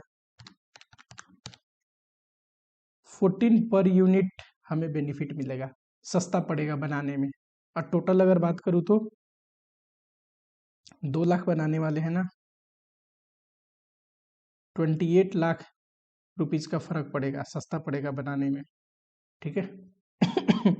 पहले तो ये था। Second, in case the release capacity can be rented, अगर हम नहीं बनाते, खरीद के लेके आते हैं, तो ये जो रिलीज हुआ है ना, इसको रेंट पे चढ़ा सकते हैं, और उससे रेंट कितना आएगा, 32 लाख। ठीक है, what should be the decision, अब क्या करें डिसीजन, चलो फटाफट से पहले ये लिख लो ए नंबर, फिर 2 नंबर पार्ट समझाता हूँ।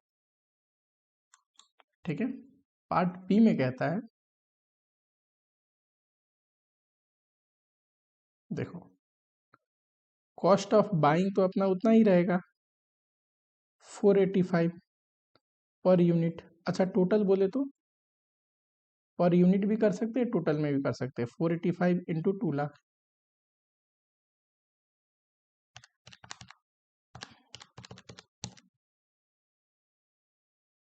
9 करोड़ 70 लाख, करेक्ट। अब मैन्युफैक्चरिंग पे आओ, इसमें मैंने पढ़ा था वेरिएबल कॉस्ट 471 आ रहा है, 2 लाख बनाने हैं,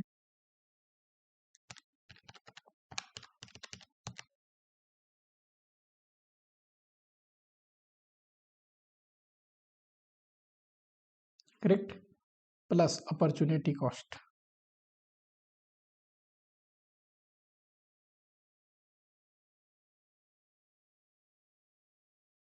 अपॉर्चुनिटी कॉस्ट कैसे, अगर हम बनाएंगे तो उसको रेंट पे नहीं चढ़ा सकते, अगर नहीं बनाते तो क्या कह रहा है, हम उसको रेंट पे दे सकते थे एंड वहां से 32 लाख रेंट आता है, पर बना रहे हैं तो वो रेंट नहीं आ पाएगी ना, कितना, 32 लाख।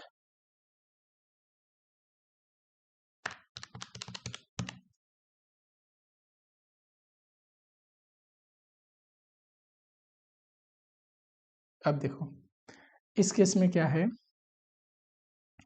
कि 9 करोड़ 70 लाख खरीदने में लग रहा है, बट 9 करोड़ 74 लाख बनाने में लग रहा है। तो डिसीजन क्या होगा? हमें क्या करना चाहिए? बेटर टू बाई, है ना। एंड एडिशनल बेनिफिट बाइंग की वजह से कितना हो रहा है?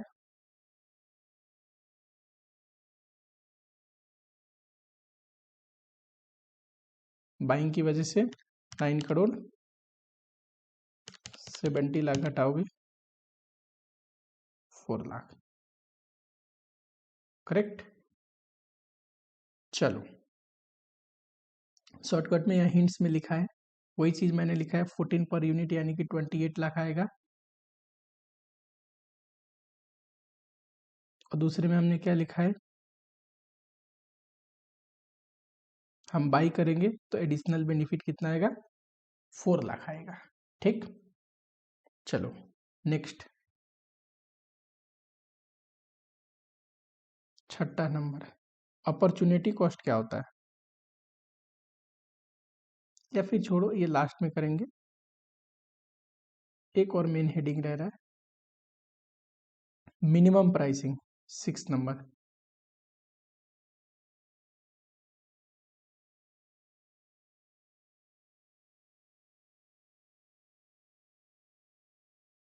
अगर मान लो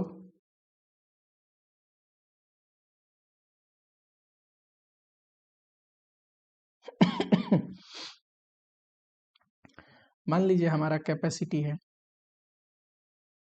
10,000 यूनिट्स का, करेक्ट। बट करेंटली हम सिर्फ 7,000 यूनिट बना के बेच रहे हैं, क्योंकि इतना ही डिमांड है। कैपेसिटी कितना है, बना के कितना बेच सकते हैं? 10,000। लेकिन 7,000 क्यों बना रहे हैं? क्योंकि इतना ही डिमांड है, बिकेगा इतना ही, तो मैं बना के क्या करूंगा? स्टॉक रखूंगा क्या? नहीं।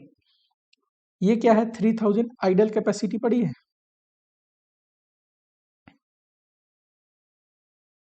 3,000 आइडल कैपेसिटी पड़ी है, खाली पड़ा हूं मैं, ठीक। 3,000 बना तो सकता हूँ, बना नहीं रहा हूँ, क्यों? डिमांड ही नहीं है, उतना बिक नहीं सकेगा। इस केस में मान लीजिए एक न्यू ऑर्डर आया मुझे, ऑफर,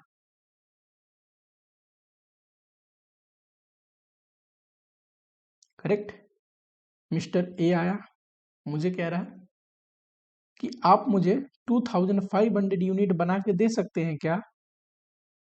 तो मैंने बोला बिल्कुल दे सकते हैं, मैं खाली ही तो बैठा हूँ।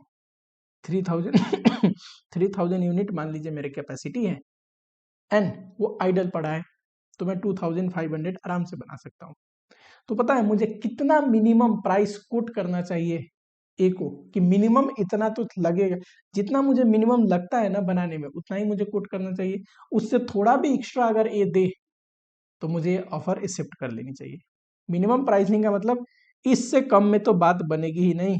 मेरे लिए जो रिलेवेंट कॉस्ट है ना, मार्जिनल कॉस्ट, वही मिनिमम कॉस्ट है, मिनिमम प्राइसिंग है।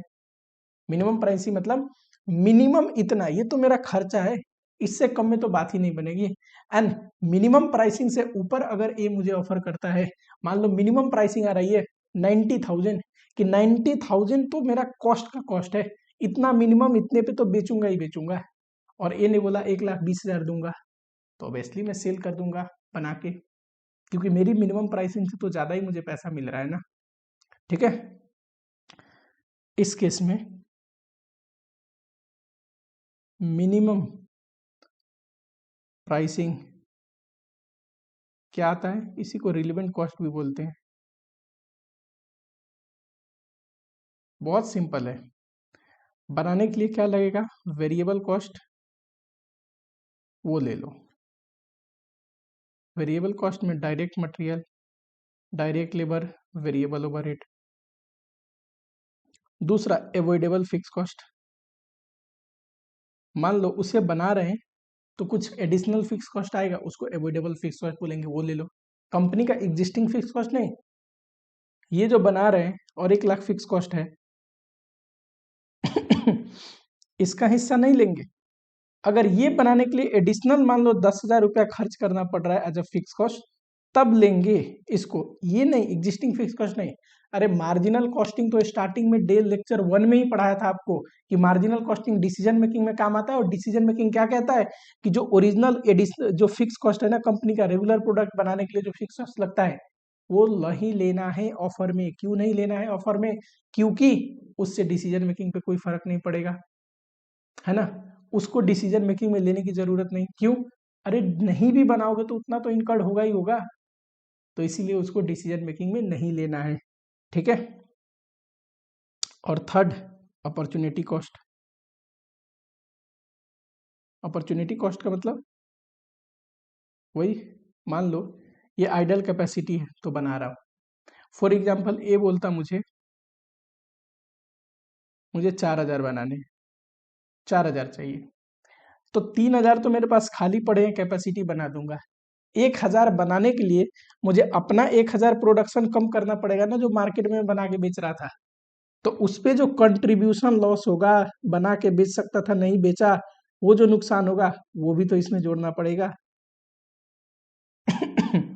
समझ में आया क्या? फॉर एग्जाम्पल आइडल कैपेसिटी है, करेक्ट, मैं इसको रेंट पे चढ़ा सकता हूँ, कोई और प्रोडक्शन कर लेगा, और वहां से रेंट आता 50,000। अब ए का बना रहा हूं तो ए की बताने की वजह से ये रेंट नहीं कमा सकता ना, तो ये नहीं कमा सकता तो ये अपॉर्चुनिटी कॉस्ट है। जो भी बेनिफिट मैं छोड़ रहा हूं ना ए के लिए, वो मेरे लिए अपॉर्चुनिटी कॉस्ट है। ठीक, अगर मैं अपना नहीं बना पा रहा हूं तो उससे नुकसान होगा, वो ए पे ही चार्ज करूंगा। मान लो मैं रेंट पे चढ़ा सकता था, नहीं चढ़ा पाया ए की बनाने की वजह से, तो वो रेंट भी ए के कॉस्ट में चार्ज करूंगा, तो ये आ जाएगा कॉस्ट। इसी को रिलेवेंट कॉस्ट बोलते हैं।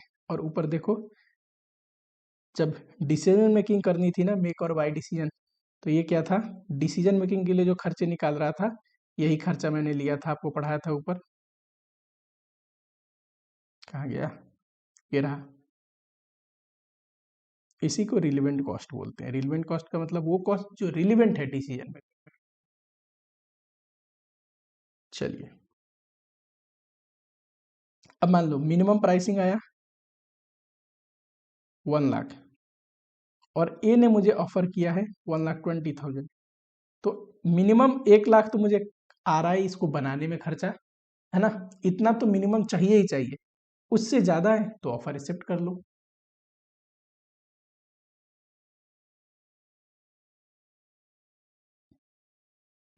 चलिए, PQR limited manufacture medal for winner of athletic event and other contest. The manufacturing plant has capacity of 10,000 medals. हमारा प्लांट का कैपेसिटी कितना है? 10,000 मेडल्स का, इतना बना सकते हैं। करेंट हम प्रोड्यूस करके सेल करते हैं, अभी जो अपना डिमांड है प्रोडक्शन एंड सेल इतना। आइडल कितना कैपेसिटी पड़ा है? 2,500। अभी जो बना के बेचते हैं उसका जो सेल प्राइस है, ये जो करेंट में हम बना के बेच रहे हैं उसका जो सेलिंग प्राइस है वो 150 है। देखो, हम बना सकते हैं 10,000, 7,500 बना के बेच रहे हैं, 2,500 कैपेसिटी आइडल पड़ा है। बना तो सकते हैं, बना नहीं रहे। ठीक, जो 7,500 बना के बेच रहे हैं वो कितने में बेच रहे हैं? 150 में। चलिए, कॉस्ट डेटा दिया है, variable cost, direct material, direct labour, ये कितने यूनिट का है? ये 7,500 यूनिट का है। कैसे पता चला मुझे? इतना ही तो बना के बेच रहे हैं। ये तीनों वेरिएबल कॉस्ट है। Fix manufacturing cost fix cost है, और ये भी फिक्स कॉस्ट है, करेक्ट। पूछा गया है PQR limited receive an one time order, कितना है? इतना यूनिट एट दिस मच। कह रहा है हमारे को न्यू ऑर्डर आया एक बारी में।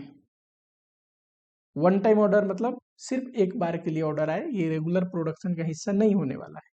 इतना बना के बेचना है, कितने बेचना है? 120 में। एक्सेप्ट करे कि ना? तो सर इसको बनाने के लिए जो कॉस्ट आएगा वो अगर 120 से कम है तो एक्सेप्ट करेंगे, वरना नहीं करेंगे।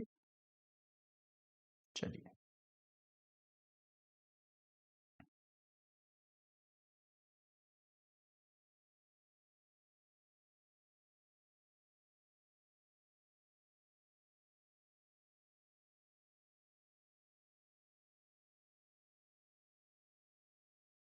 ऑफर प्राइस कितना है?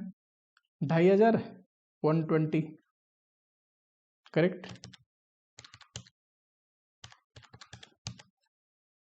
3 लाख हमें रेवेन्यू आएगा, करेक्ट। ये हमारे लिए क्या है? Revenue less relevant cost. और रिलीवेंट कॉस्ट में क्या लेंगे? ये तीनों लेंगे। एवॉइडेबल फिक्स कॉस्ट कुछ है नहीं, अपॉर्चुनिटी कॉस्ट कुछ है नहीं, बस वेरिएबल कॉस्ट लेंगे। एंड वेरिएबल कॉस्ट में क्या आता है? Material, labour, overhead. बताइए। Material, labour, overhead. अगर इतना मटेरियल 7,500 का है यूनिट का, तो 2,500 का कितना?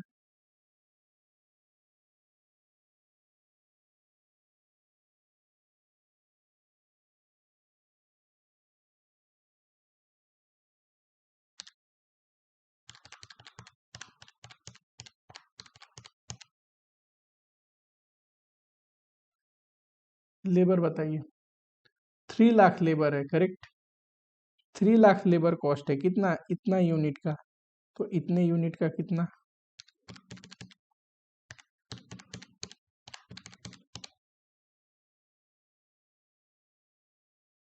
ओवरहेड 75,000 है, ये वेरिएबल ओवरहेड है, ठीक है।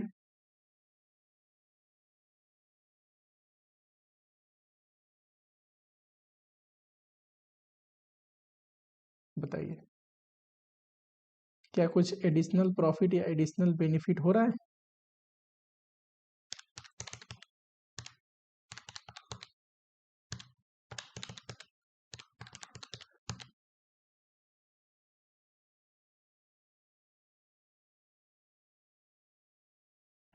ठीक है। एडिशनल बेनिफिट कितना हो रहा है? 87,500, correct. Therefore offer should be accepted. भाई साहब, अपना जो मिनिमम प्राइसिंग था ना, वो कितना था? तीनों को जोड़ना जरा।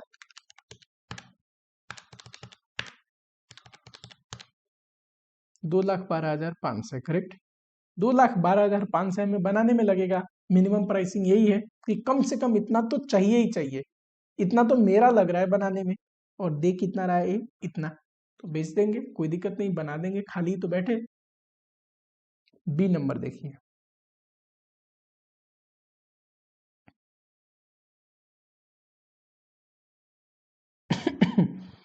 सपोज प्लांट कैपेसिटी 9,000 है इंस्टीड ऑफ 10,000। अब 9,000 है, जिसमें से हम 7.5 तो अपने लिए ही बनाते हैं, तो इतना ही कैपेसिटी बचा आइडल।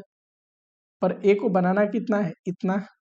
तो यानी कि अगर 2,500 बनाएंगे और हमारे पास खाली कितना है? 1500 कैपेसिटी, तो 1,000 तभी बन पाएगा जब अपना नहीं बनाएंगे 1,000 यूनिट, करेक्ट।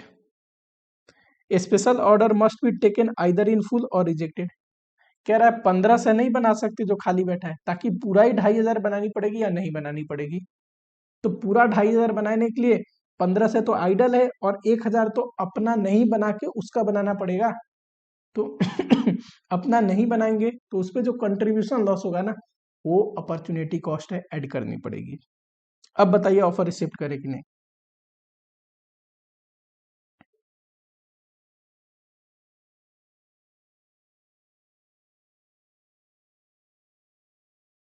ठीक है।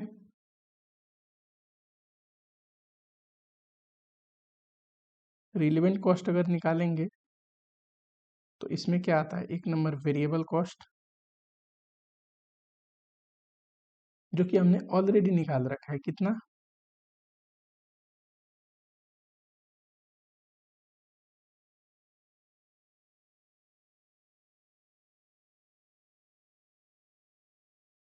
कि इतना तो लग ही रहा था बनाने में, प्लस अपॉर्चुनिटी कॉस्ट। ये क्या है? कंट्रीब्यूशन फॉरगॉन, जो अपना नहीं बनाएंगे ना 1,000, उस पे जो कंट्रीब्यूशन लॉस होगा। यहाँ देखो working note, contribution per unit from regular product,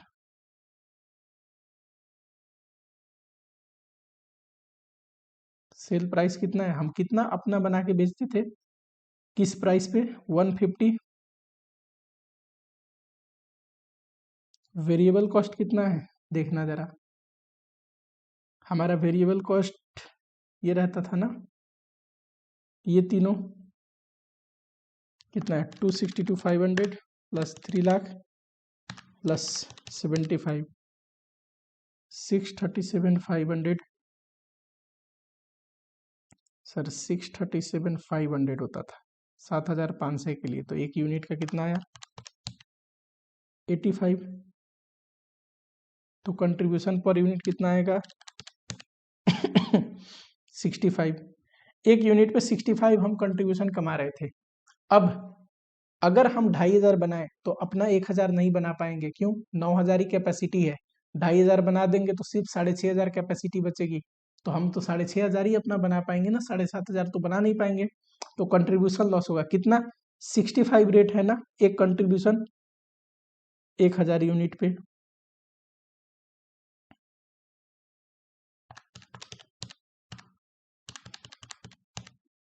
फिर ये आया रिलीवेंट कॉस्ट 277.5, ठीक। अच्छा ऑफर प्राइस कितना है, ए ने कितना में हमें बोला है 3 लाख में ए को बेच सकते हैं, हमें टोटल कॉस्ट कितना आ रहा है इतना, ऑफर प्राइस है 3 लाख, अभी भी हम ऑफर एक्सेप्ट करेंगे, क्यों, अरे 3 लाख में बेच सकते हैं, इतना ही तो बनाने में खर्चा लग रहा है, 22,500 ये क्या है, additional benefit due to offer, ठीक है, इसको जरा नीचे कर दो, यहाँ पे लिखो डिसीजन,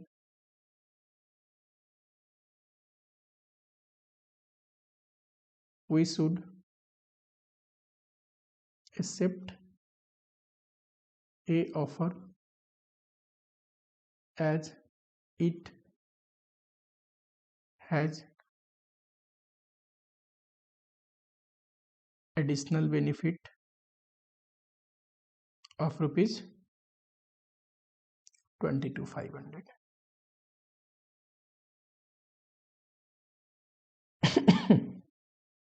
ठीक है। चलिए आज के टॉपिक में क्या क्या लिखवाया था मैंने, क्या पढ़ेंगे, हाँ जी, मेक और बाई डिसीजन पढ़ा दिया मैंने, सेल्स मिक्स पढ़ा दिया, अपॉर्चुनिटी कॉस्ट के बारे में थोड़ा बहुत बता देता हूँ और एक क्वेश्चन करा देता हूँ।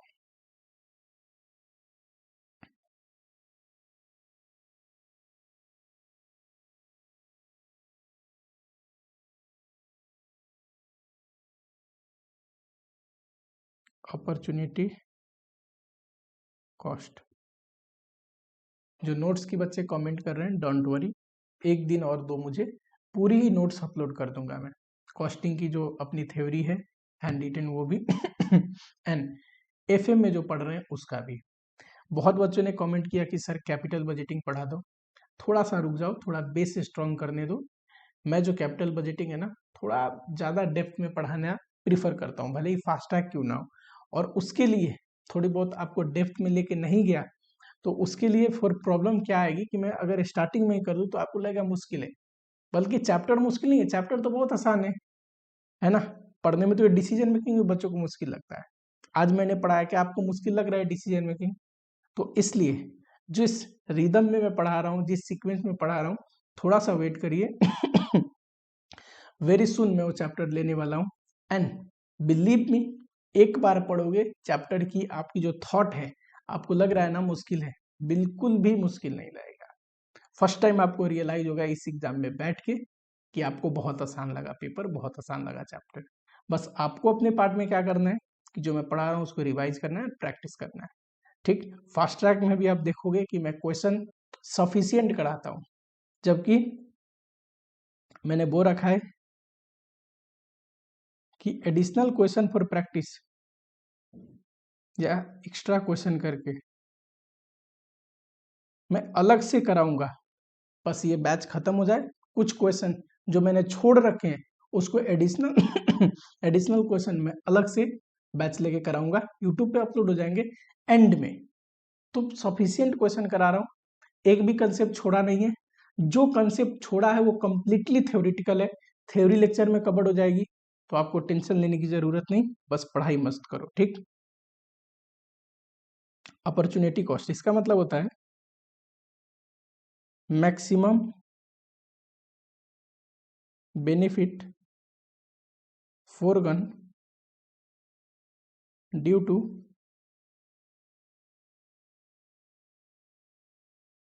नॉट एक्सेप्टिंग या ड्यू टू ऑफर लिख दो। मैक्सिमम कितना बेनिफिट फोरगन हुआ उसको बोलते हैं अपॉर्चुनिटी कॉस्ट। फॉर एग्जांपल, मेरे पास एक ये बिल्डिंग है, करेंट करेक्ट, यहाँ पे मैं टीचिंग करता हूँ, ठीक। मेरे पास ये बिल्डिंग है, यहाँ पे मैं टीचिंग करता हूँ। अगर मैं टीचिंग कर रहा हूँ तो यहाँ पे मेरे को कोई भी एडिशनल इनकम इस बिल्डिंग की वजह से तो नहीं आएगी, मैं रेंट पे नहीं दे सकता, करेक्ट। लेकिन अगर मैं टीचिंग नहीं करता तो इस बिल्डिंग को रेंट पे चढ़ा सकता था, फॉर एग्जाम्पल 1 लाख रेंट आता। और क्या कर सकता था सोचो, इस बिल्डिंग को किसी और पर्पस के लिए यूज कर सकता था, जहां से हो सकता था मैं 80,000 अर्न कर सकता था, करेक्ट। अब टीचिंग के लिए जो बिल्डिंग यूज हो रहा है ना, इस टीचिंग की अपॉर्चुनिटी कॉस्ट इस बिल्डिंग का पता है कितना है? Maximum benefit forgone. कुछ और करते तो 80,000 कमा सकते थे, किसी को रेंट पे देते तो 1 लाख कमा सकते थे। इनमें से मैक्सिमम कौन है? 1 लाख। 1 लाख अपॉर्चुनिटी कॉस्ट है इस बिल्डिंग में टीचिंग करने का, बिल्डिंग का अपॉर्चुनिटी कॉस्ट।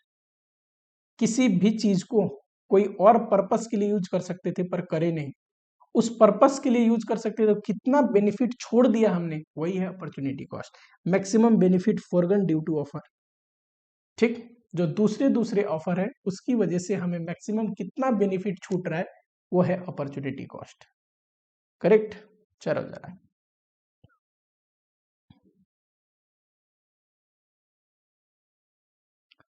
कह रहा है Y can make any of 3 product X Y Z.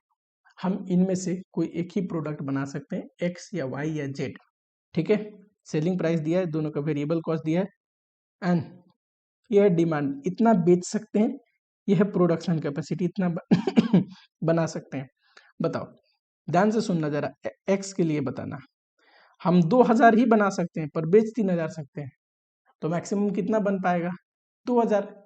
क्योंकि 2,000 बना सकते हैं तो 2,000 बना के बेचेंगे ना, भले ही 3,000 बिकता होगा, मैं बना ही नहीं सकता, क्या करूंगा?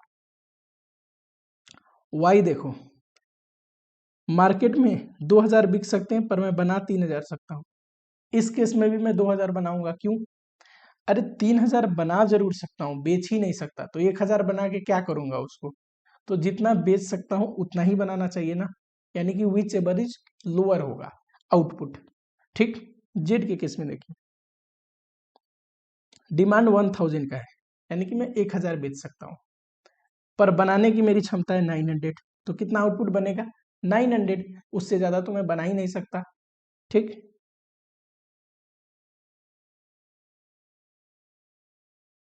अपॉर्चुनिटी कॉस्ट बोला है,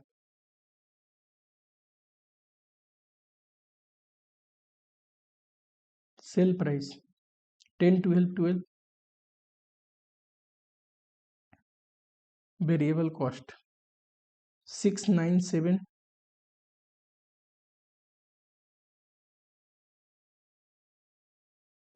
contribution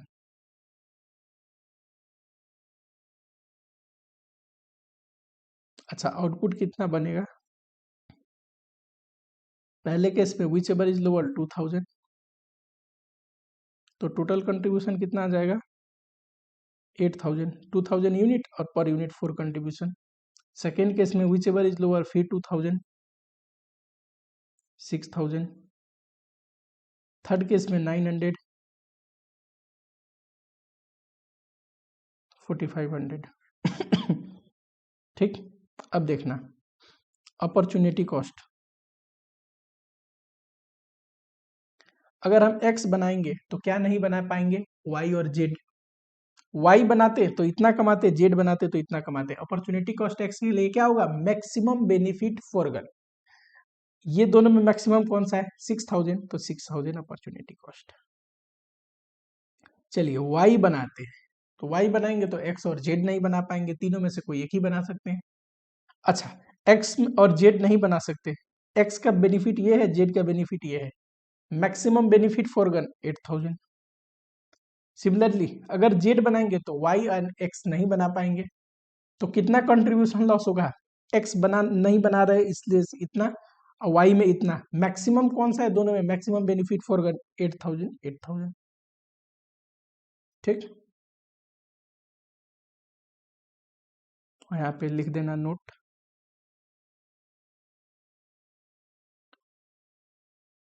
opportunity cost means maximum benefit for gun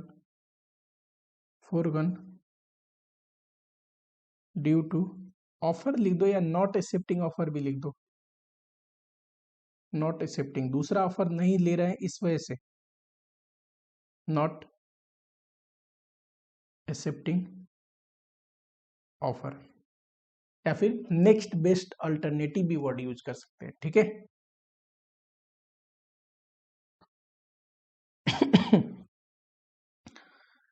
class number 1 में मैंने एक चीज बताया था आपको, एक तो मार्जिनल कॉस्टिंग होता है, एक ऑब्जर्प्शन कॉस्टिंग होता है। मार्जिनल कॉस्टिंग पता है, न्यू ऑफर इवेल्युएट करने में काम आता है, डिसीजन मेकिंग में काम आता है। और ये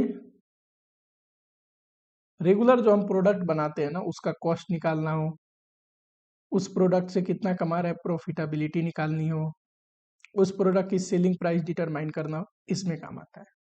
ये कहता है प्रोडक्ट के कॉस्ट में वेरिएबल और फिक्स कॉस्ट दोनों जोड़िए, फिर वो होगा प्रोडक्ट का कॉस्ट।